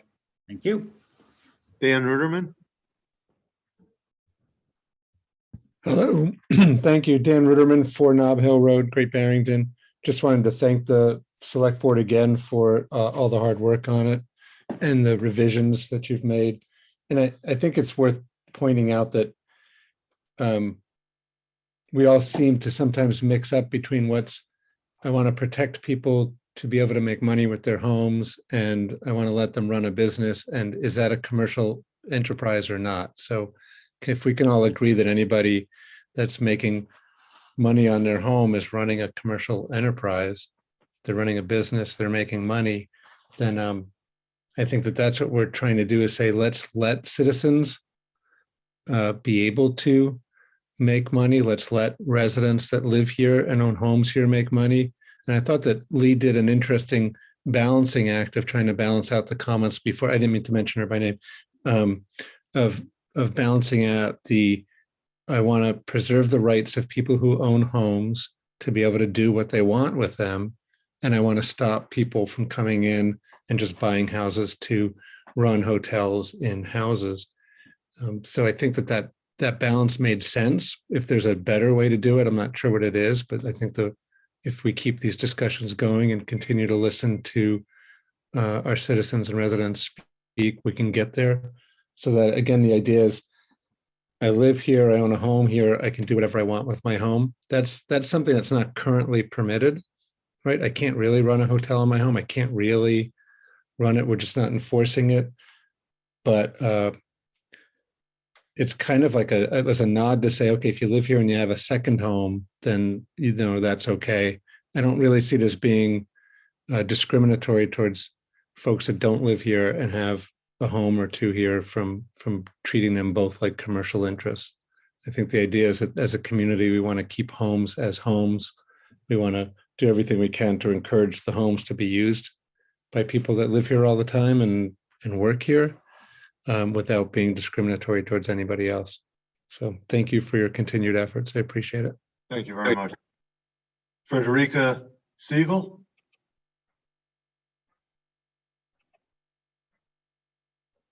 Thanks so much for the opportunity to speak.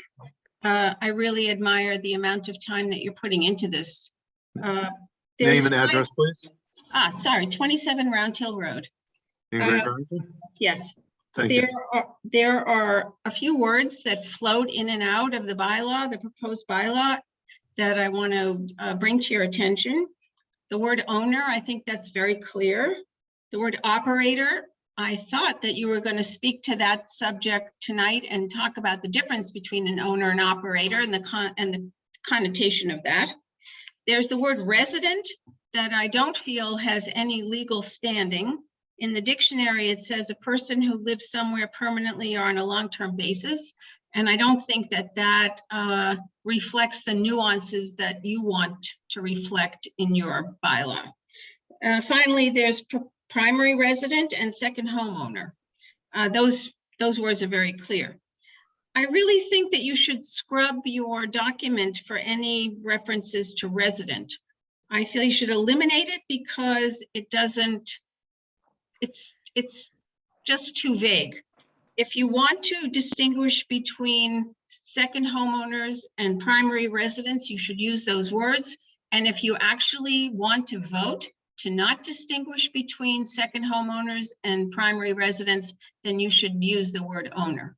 So asking you to take a look at that and consider that suggestion. Thank you very much. Chris Tucci.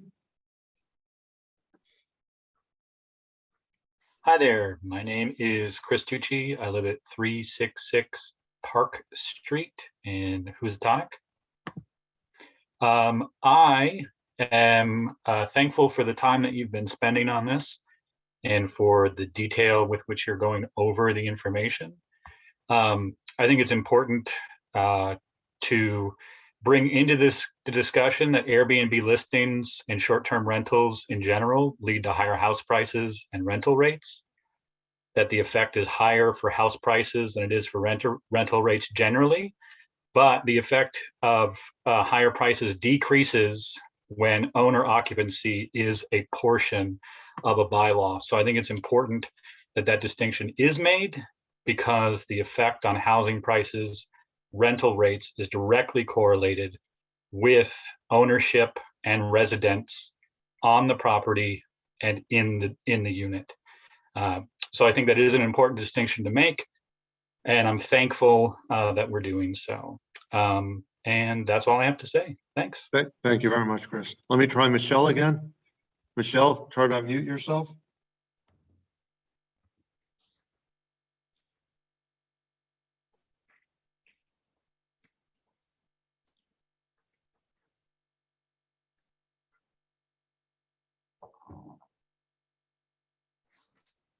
Okay, we'll come back to you, Michelle. I'm not sure what the problem is. Natalia Price.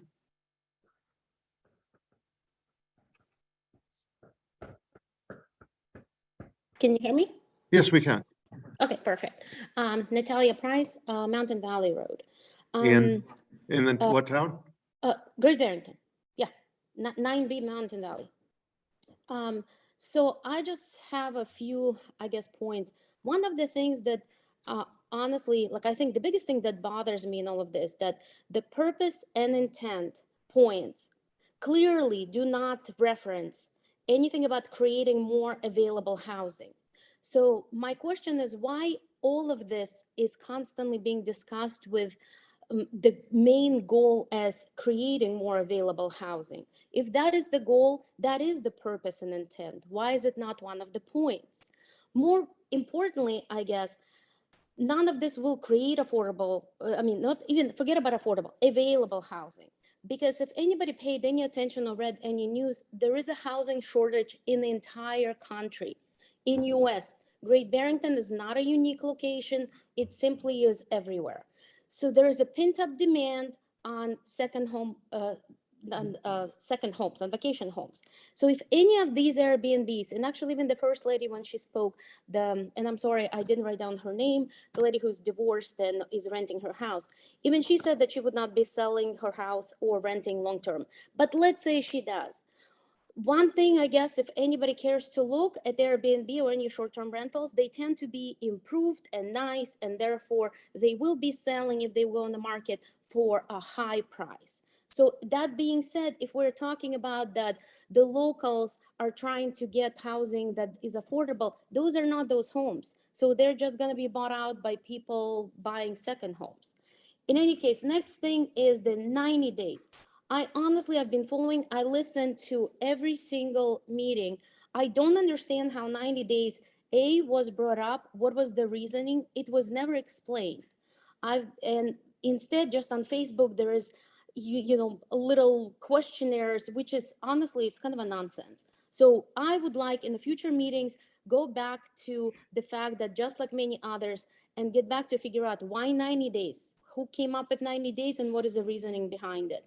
And finally, the third point I want to bring up, LLCs. LLC does not mean that somebody is a corporation. Corporations are different from LLCs. A lot of families own their homes in LLC for estate planning purposes. Us is the same thing. Our home in Great Barrington is an LLC because we're a blended family. Blended family, we simply cannot, we have 5 children. So therefore, for purposes of us owning a home, it has to be in some entity. It cannot be simply, 2 people owning the house. So this is kind of I guess, my biggest point. And more importantly, I want to echo a lot of other people saying, there is absolutely no data has been presented, and data that has been presented, or one that I can find, does not support any of the claims that we actually have an issue with any investors having 200 short-term rentals in the town of almost 3,500 housing units, and out of them, 56 only owned by LLCs or corporations. And I just go back to the LLCs. It literally represents a little bit over 1.5%. It's Thank not. you. Thank you very much. Your time is up. I appreciate your comments. Francois? Hello? Yes. Yes, hi, Francois Coeto. I'm at 671 South Egremont Road in Great Barrington. Thank you. Thank you for giving me the opportunity to speak. So first of all, I am quite shocked that the Select Board has been working on a document that has been redlined, and all of a sudden somebody brings a new version out of the blue. I find this pretty dishonest. Things have been discussed. You guys have been looking at all the articles of the previous bylaws proposal, and all of a sudden somebody on the board comes up with a new version. Find it pretty shocking. I understand that Lee Davis wanted to clear some misconception initially. That's on social media, but all she talks about is housing shortage.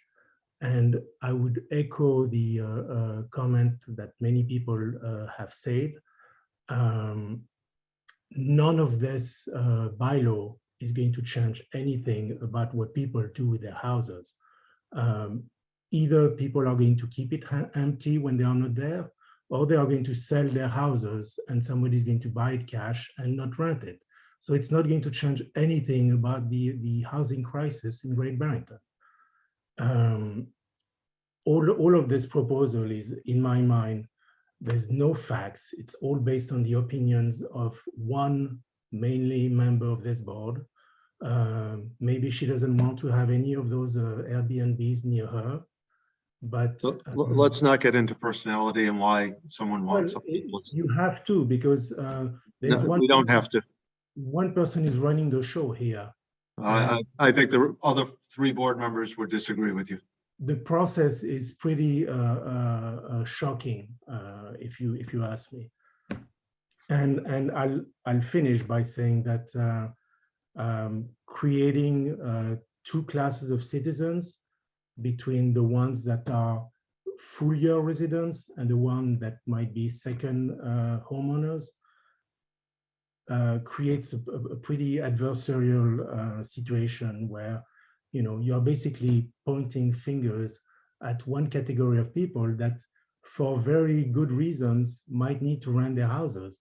In our case, we discovered the Berkshires 15 years ago. We might want to retire there. We might rethink that now.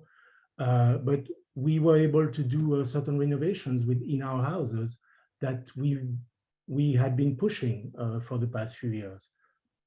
So, I think you need to really think twice what you are trying to accomplish there, because I don't think the housing crisis is going to be solved with any of what you are putting there or in the proposal. Thank you very much. Thank you. Erica Milkey?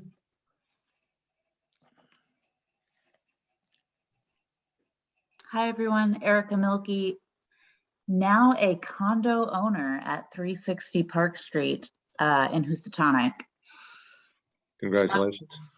Yeah, thank you. And that's actually really relevant to like how much vested interest I'm feeling in this. I have been a renter for decades. I was born in Great Barrington. My dad was born in Great Barrington. My son was born in Great Barrington. It is amazing to me how impossible it is to find housing. And I am one of the lucky few who is able to work earning a real living wage. I work doing accounting for 2 nonprofits in town. A constant topic of conversation is the challenges of maintaining a workforce, given that nobody can afford to live here.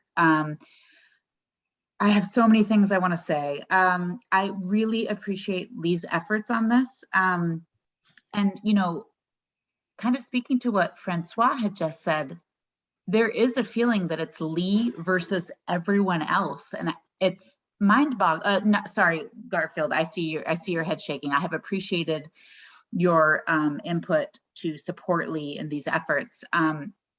It's one of the pieces that I feel like is really missing, Ed, particularly as you are sometimes bringing up semantic issues or other critiques, is that like, I would love to hear, what do you propose instead? Because something definitely needs to happen. We need change to happen. And sure, there might be a handful of people that are like the retirees that, you know, are struggling to be able to take a vacation, so they want to rent out their house. But we talk about second homeowners. I've done bookkeeping for people for a long time. We're talking about third homeowners, fourth homeowners, fifth homeowners. I mean, very few of the people that are taking the houses off the market, in my experience, are people who, you know, are struggling to just maintain a quality of life by renting out their house for a few months out of the year. I also, there was a very clear meeting where Lee explained where the 90 days came from. And I felt like that was very clear. I mean, there's no solution that's going to make everyone happy, but certainly something needs to change. So I'm really hopeful that as we're all coming up with critiques and issues, we've got to start somewhere. It's not going to solve everything, but we do have to come up with some sort of a solution. I couldn't find anywhere to rent that made any sense as a single working mom, you know, who's born in Great Barrington. It's just, I don't have a trust fund to support paying $5,000 a month for rental. And I'm really happy with the condo that I purchased, but it's definitely like one of the only feasible places to purchase, given that places are going off the market like hotcakes. Thank you, Erica. Yep. Appreciate it. Michael Peretti?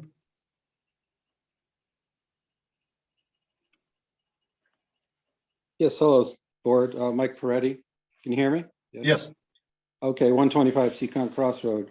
Thank you for letting me speak. You know, it's really interesting. The more I listen to this, you know, the more frustrated I get. I think you're kind of lumping us all into one category. Simple history for me is I've owned my rental next door to where I live, where I used to live, for 30 years. And, you know I've had long-term rentals, you know, tenants for many, many years. One became a police officer in Great Barrington. I currently have a woman who's in her 60s right now who does housekeeping and works in a general store. And, you know, I've got a long history, and I've had bad tenants too, who've left my place messed up, had the power cut off because they didn't pay the bill. So, you know, I've done the full cycle of this, and I've been in this for a really long time. And I do have an Airbnb. One of my units is that, and that has made a significant difference in my income. And it allows me to actually give it a very discounted rent to my current tenant. She pays considerably below market rate. So I walk in, you know, a balancing act here. And so I'm trying to do the best I can for providing affordable housing. But at the same time, you know, the Airbnb really makes a huge difference to me. And if you restrict me to 90 days, I have to find a way to make extra money. And my current tenant is going to have to pay more rent. And she may not be able to go up to, you know, market rate. And that's where I'm talking like $500 extra a month for her. And there's no way she's going to do that. So, you know, don't lump us all together in one giant, you know, formula here. It should be case by case, you know. And so it's just really frustrating for me to see this, you know.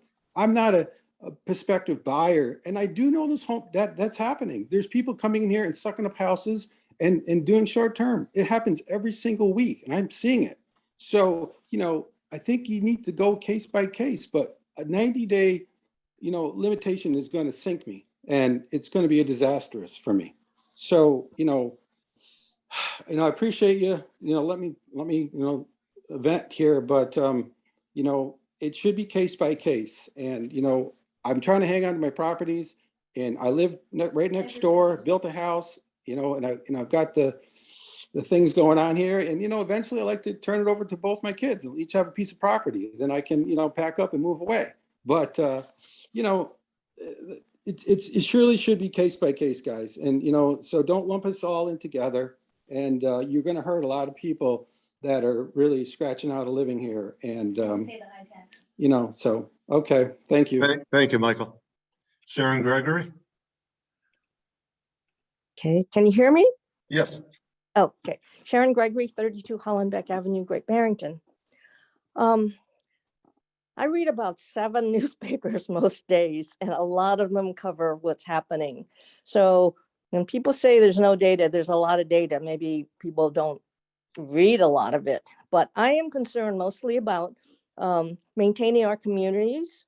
I think it's a wonderful thing that we have, and protecting us against the money-making machines that are out there. I mean, it's in the newspapers every day that investors want bigger returns and real estate is the place to do it. So what I wanted to say is that I had a hard time kind of wrapping my head around the 90 days. And I hear what people are saying. But I ran some numbers and I sent it to the select board, but maybe not in time to really discuss or anything. But I ran 5 scenarios. 2 of them were renting rooms out and using, you know, reasonable assumptions. People can make, you know, $6,500, $15,000 in these 2 cases that I ran. The third one is renting a house for 2 months in 2-month blocks. And people who wanted to do that escape the, you know, short-term rental scenario. And the I know a lot of people that rent the house. So I do have a lot of data besides the ones that you get from the newspapers. But renting it out for, you know, 2-month groups of time. There's a smaller house is $36,000 a year. A larger house is $60,000 a year. And I know people who rent 2 months who make actually $60,000 a year. So you can escape the short-term rental definition by just having a longer period. So it doesn't have to stay empty. 2 last scenarios I had were, you know, renting it out under the STR bylaw. And one had renting it out, house out for 5-day periods, and you can do it for 18 periods, a total nights of 90 days a year. And one scenario is $31,500. The other scenario is about the same revenue. You're renting a house on weekends only, 45 out of 52 weeks, and you make $31,500. So, you know, we don't escape investors who want to do this because they can rent, you know, 45-day blocks and so forth. We're only talking about those under 30 days. And I am concerned that's churning a house like a hotel, and that does degrade our communities. So I ask everybody to just, you know, look at the scenarios you might have. As I say, I know a lot of people that rent out, and you don't rent out every single day. You rent out on Sharon, weekends. can you just wrap up at your 3 minutes are up? Oh, thank you, Steve. Yes. So just run your numbers, and I do think we should have an exemption like Mr. Parati says. Thank you. Thank you. Next one says Zoom user. I need your name and address, please. Hi, it's Amanda Hanlon Hoppler, 193 Maple Avenue. Go Great ahead. I'm Barrington. sorry. I promoted the wrong person, but I'll get to that person next. I apologize. Okay, that's Go okay. ahead. All right, so one of the things that I wanted to point out was that I disagree entirely with the 90-day limit. I think that one of the things we have to think about with Airbnb is that it's made travel affordable for families. And it's one of the reasons why it's so popular. And, you know, I have a little in-lot apartment that I have rented out to Airbnb in the past. I rent typically $90 to $100 a night. And my most popular guest is our local or camp counselors. They get 24 hours off from camp. They don't want to spend it with the kids. They rent out my Airbnb for 1 night. They go back to camp. It gives them some freedom and keeps them coming back to work at the camps summer after summer. And so I have a problem with making vacationing less affordable for families. And I also think that there's a need for local musicians, which are sometimes people that will rent out my Airbnb. The other thing that I have problem with is the 10-person limit. If at some point in the future, Mark and I decide that we want to go live in our in-law apartment, our house has 7 bedrooms and 10 bathrooms. Why should the house be limited to only 10 people when a larger group of people could rent the house? I think that there are only 56 non-conforming properties, which represent less than 1% of the entire housing stock in Great Barrington, and that we're afraid that corporations are going to come up and buy all these houses, but we're talking about how there's a housing shortage. What houses are these people going to buy? There are not properties available. And I know for a fact that sitting down the street on Silver Street is a house that's been on the market for 3 years. So it's not like every property in the Berkshires is being snapped up in seconds. And I really disagree with this one size fits all property. I also disagree that it's not allowed in town currently, as I hold a statewide registration certificate and pay taxes on it already. And I think that a lot of us would probably take some legal action against the town saying that it's not presently allowed. And that's all I really have to say, but I really agree for a case-by-case basis. I think 10 people limit is not okay. I think 90 days is not okay. Thank you. Thank you, Amanda. Okay, person who's under Zoom user. Yeah, hi, this is Seth Levy. I live at number 6 Kirk Street in Usatonic. Thank you. And yeah, I have a couple issues here. First, I think that we really shouldn't be hearing from anybody who's has comments regarding the broad housing issue in Great Barrington. Unless it's listed in your intents and purposes, it really doesn't have a place here. And I think a lot of the conversation. Let me just interrupt for a second. I usually don't. This is citizen speak time. They can bring up any issue they want that pertains to the town. So this was not just for short-term rental. I understand your point though. Yeah. Okay. Also, shouldn't this whole conversation be taking place in front of the zoning board? You're drawing distinctions between long-term and short-term rentals. If you're gonna make that distinction, won't that have to be changed in the zoning law? And also, wouldn't you have to create a definition for commercial use? You know, if I fix lawnmowers in my garage, or if I cut hair in a back room of my house, are you able to limit the hours that I'm working out of my garage or out of a spare room in my house? So I think those are zoning issues.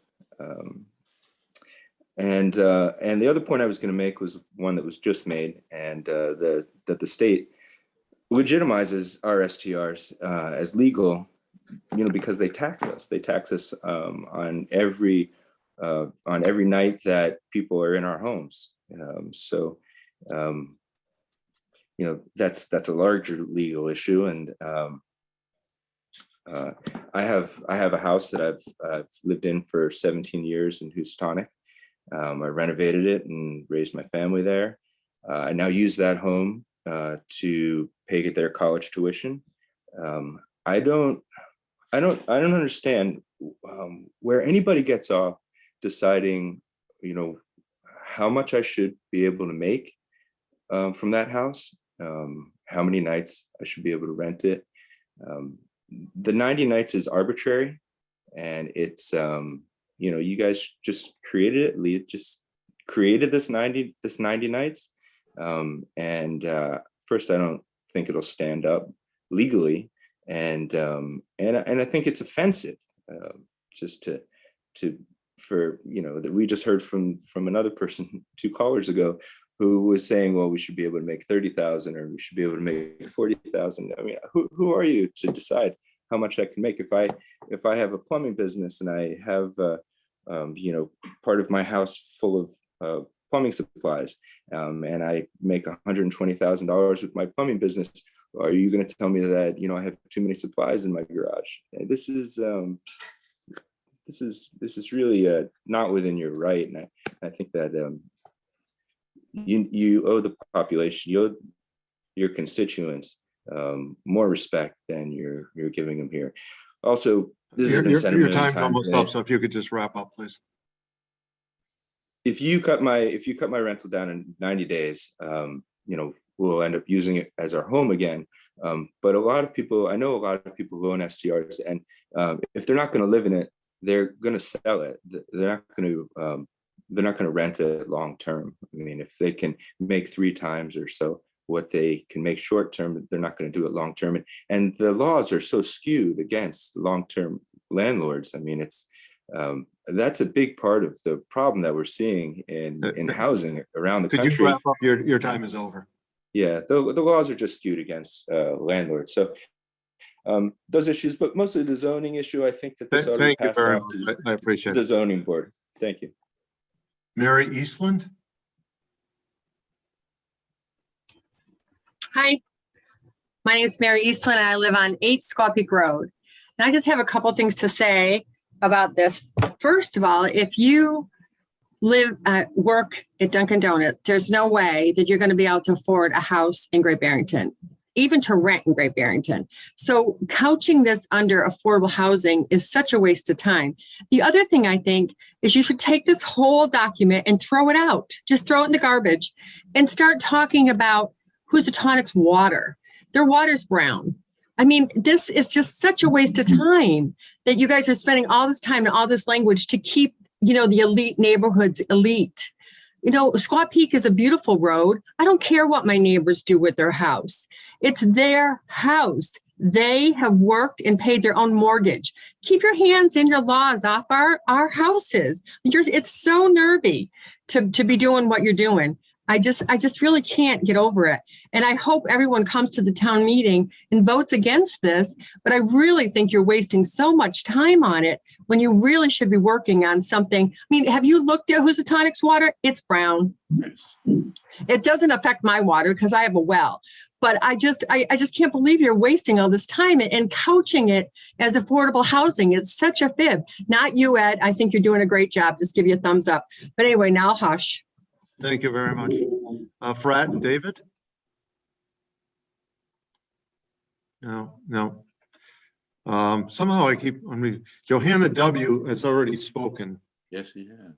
So we'll go to a Frat, David. On mute. Can you hear me? Yes, we can. Hi. I live in 10 Nob Hill Road in Great Barrington. I Thank lived you. here for almost 30 years. Previously more towards Usatonic, and I have experienced both, you know, being able to afford limited income and living in the house, becoming a landlord for long-term rental, having the house being trashed, and then because of that, trying to do Airbnb. I have a lot of sympathy and appreciation for the intention of this bylaw, because I do hear that there's a lot of people that grew up here and cannot find a place to live. I think that I've seen only a few revision of this attempt, you know, in bylaws, so there might be some revision that I'm not privy to. But some of the stated desires that were stated in this discussion are not in the goals. And so I don't understand whether the goal is to make sure that there are more houses to buy, or the goal that makes sure that there's more rentals. Is the goal more affordable rental? Like, what is the goal here? There's a shortage of housing, but housing for what? And I think if that would be clarified, that would be easier to kind of think about how do we translate those goals to certain bylaws. If the way it's stated is that we don't want people to buy houses for commercial use. So is this for, I know that there was an earlier version of it that spoke about new purchases. There's no mention of that at all in this revision. And also, I think that it's important to kind of have data, like how many of those purchases have been happening, and to what extent there is a lacking of homes to own, to what extent there's a lacking of home to rent, and to what extent the short-term rental who's been in Great Barrington as part of our economy for a long time, to what extent that's going to affect the town in terms of the business in the town, in terms of making revenue from tourism, and you make some revenue from taxes, because that's not the people who do short-term rental. They not only benefit themselves, they benefit in businesses and the town through taxes. So I think that there's a disconnect between the stated goals and what follows after. So the stated goals needs to be clearer. I also think that it might need. Your time is up, so thank you very much. I appreciate your comments. Okay. I'm going to allow Johanna W. I'm going to unmute to see if it's the same person, but you can't speak twice, so. Just unmute yourself, Johanna W. Oh, are you saying that I can speak twice? No, you cannot speak twice. Oh, no, it is the same person. Okay, thank you very much. Appreciate it. Ben Elliott. Hi, Ben Elliott, 208 Pleasant Street, Usatonic. Thank you. I just wanted to check, are we allowed to talk about things other than short-term rentals? God, I would love you to talk about something other than short-term rentals. I thought that might be the case. I just wanted to check. I wanted to say thank you to the town and to the crew that put the tarp up on the roof at the school last week. It looks great. But I wanted to ask, I know there had been discussion about potentially doing some other work on kind of the immediate, dangers at the building, like boarding the windows. And I know there were budget issues with that. Are there any plans to do anything else in the immediate future? So far, this is all that's been budgeted, but that doesn't mean we won't do it. But no is the answer. Yeah, I thought that might be the case. I just wanted to point out something that's been happening recently where the brick in the chimney on the building seems to be deteriorating at kind of an accelerating pace. Last fall, there was one brick missing from the top of the chimney. As of last week, there were at least 4, 2 on the roof and 2 had fallen off the building and onto the ground, and it's on an area where people park and where kids walk to the park. So I just wanted to mention it as a kind of an issue that seems to be getting worse as winter goes on. And I appreciate that. I know Mark's already written it down and we'll have Sean look at it. All right, great. Thank you, guys. Appreciate it. Thank you very much. Okay, Michelle, you're the last one. We're going to give you one more chance. Hopefully you got your connection here. Michelle Lubert. Can you hear me? We can hear you. I had to reboot the whole system, Steve. Thank you for your patience. Michelle Lubert, 70 Division Street, and I'm sorry, we're going back to short-term rentals. Many of you and the people out there have read my letter. Yes. Concerning my property at 70 Division Street, which is the family homestead. When you talk about legacy in a community, both my mother's family and my father's family immigrated from Europe. Ironically, my Sicilian grandfather lost his property in Sicily because the government took it over for the greater good. And he came to the United States where he would have more freedom. I've been pointed out that maybe I don't support affordable housing, but I'll have you know that I have a sister who's in senior housing, affordable housing. I have a brother who's a veteran who just lost his leg, who's waiting for veterans housing. And I had my late sister died while waiting on a housing list. So yeah, I do know about it. But my family's hardly a money-making machine. It's not. And my father worked really hard in this community, and I know, and Garfield and Lee, you've been at the house. It's a very modest house, very modest house. And in Great Barrington, my dad dropped out of school when he was 14 to be a bricklayer. And there isn't a place in Great Barrington that doesn't have brick or mortar that my father hasn't worked on. But now the house he built, left to his daughter with my mom, after educating all his kids in this community, I'm being told what I can and can't do with it. And I have to be honest with you, I do feel punished, Lee. I do feel punished. And I would only suggest that you put another definition in the short-term rental bylaw, and that's collateral damage, because there are people in this community who will be collateral damage. 90 days is far too short a time. I mean, like I said, I haven't born and raised here. I haven't traveled a lot. My husband is from Michigan. He's put up with me and whatever, my family for years and years. He talks about retiring to Michigan. Now I'm being told, well, to do so, you're going to have to sell the house. But I really have to wonder what's next. Is the town of Great Barrington going to tell me how much I can sell my house for to help solve the housing crisis? So right now, the short-term bylaw, every iteration, I hope there will be some sort of epiphany here. I haven't seen it yet. I just get angrier and angrier. Thank you. Thank you, Michelle. So there's one more person with their hand up. I'm going to ask them to speak very quickly because we've gone a long time. And it's Catherine. Just give your name and address, please. Hi, this is Catherine, 86 North Plain Road in Great Barrington. Can I have your last name, please? Hood, Catherine Hood. Okay, this is the last speaker, so. Yep, so I'll go quick. So I worry that the board is opening themselves up to legal litigation because to a certain extent, this is un-American. To dictate what you can or can't do with the property that somebody has purchased is borderline unconstitutional.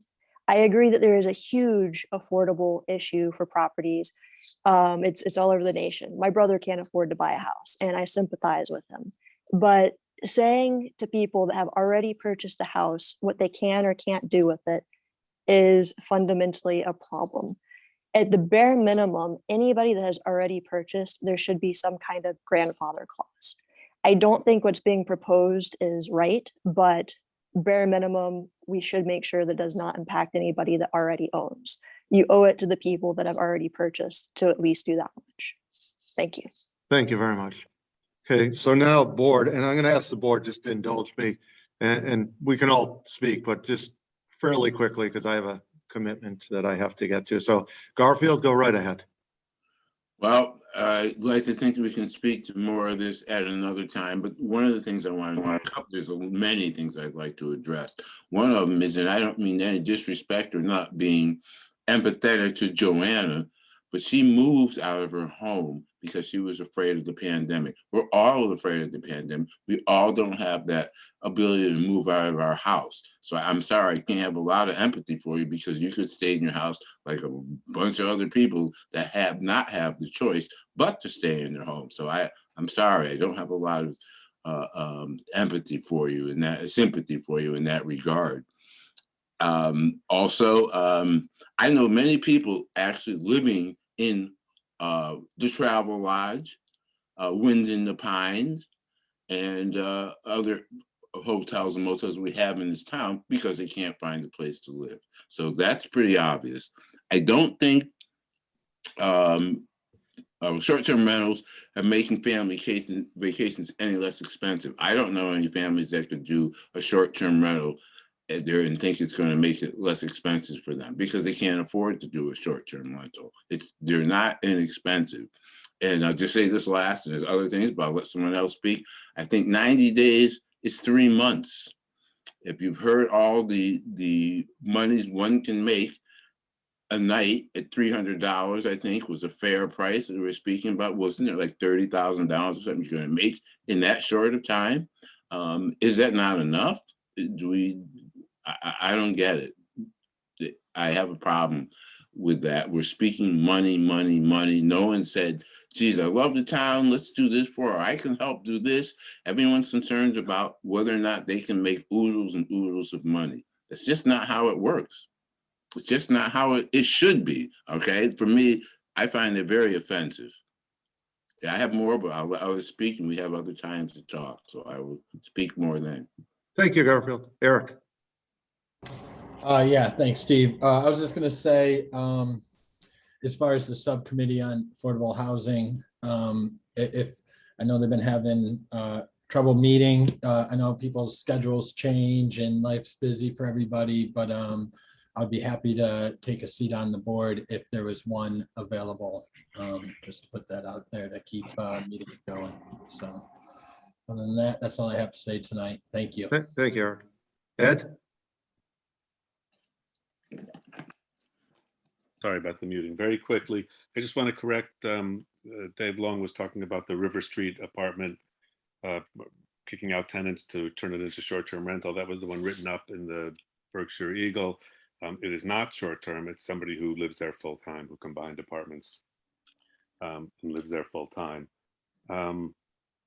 Very quickly to answer Erica, you must have come late because I had already presented 6 or 7 things, 3 or 4 that the town has already done to increase affordable housing, and 6 or 7 more that they ought to do. And then there's finally on that, if we want to stop confusing people about the purpose of this, we should stop talking about creating housing. This board and the planning board working together in the very beginning decided this will not create housing. That's not one of the purposes of this. We should stop talking about creating housing with this, and then we won't be confusing people. That's all. Thanks. Lee. Yes, thank you. A couple things just to remind everyone that this does not impact seasonal housing or month-to-month housing. So if someone wants to rent in blocks of time to a travel nurse, to a professor, to an adjunct teacher, to a student, that is available to them. We're just talking about small increments of time. And any property that is being used as short-term rental is not workforce housing. So it does have an impact on housing. So I dispute that, Ed, because if it's being used as a commercial enterprise, if it's being used as a hotel or a motel or a B&B, of which we have plenty available in Great Barrington, it is not being used for a residence. It's not being used for housing. So the proliferation of short-term rentals do have a negative impact on the availability of housing in Great Barrington. I also would like to point out that the average amount of money that people make as a short-term rental operator in Great Barrington is $350 a night. That's the average. Many people are making much more. So if you look at that per year, that's over $120,000 a year. If you look at that 80% occupancy, that's still over $100,000. So with Garfield's mention of money, we have to ask ourselves, do we want to be a community or do we want to be a destination? And this is all about what we want to be. And there are people struggling just to make it here and to have one home. And I appreciate the contribution that second homeowners have on this community. I work for a nonprofit and there's very, very generous people that come here seasonally and contribute. But I'm just appealing to those people that we do have a housing shortage, and any property that's being used as a commercial enterprise in a residential area could be workforce housing. It could be families that want to move here, that want to invest here. There's a small house just around the corner from me that was very, very affordably priced. And it would have been a wonderful starter home for a family. And instead, it got snapped up by cash. And guess what? What's the person doing? They're short-term rentaling it. So the limit of days is not something that I pulled out of the air. As Erica Melky commented, this was another item that I had brought up in an earlier meeting.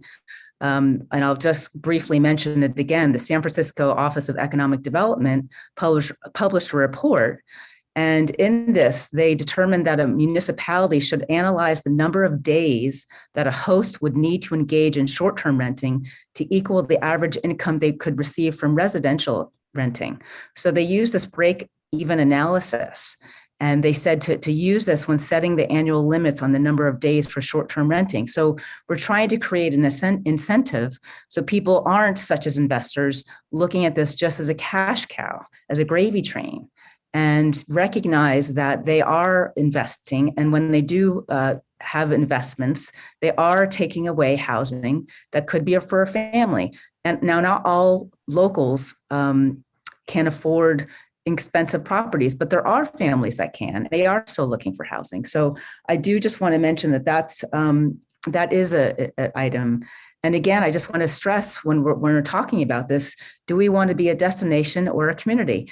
And we can be both, but we just need to recognize that there's a stress that happens, and that when we do have properties that are taken off the housing market for residential use and become a commercial enterprise, that puts a stress on the housing. So I absolutely think that this does have a direct impact on the availability of housing. So thank you very much for everyone's time. This is a community effort. It's not me against the world. I know sometimes it looks like I'm doing a lot of talking, too much talking for my liking, but I do appreciate all the discourse and the discussion. So thank you for everyone that is reaching out. Thank you, Lee. Let's have 5 seconds. 5 seconds, Garfield. All right, maybe 10. There are a lot of things that people are concerned about being micromanaged.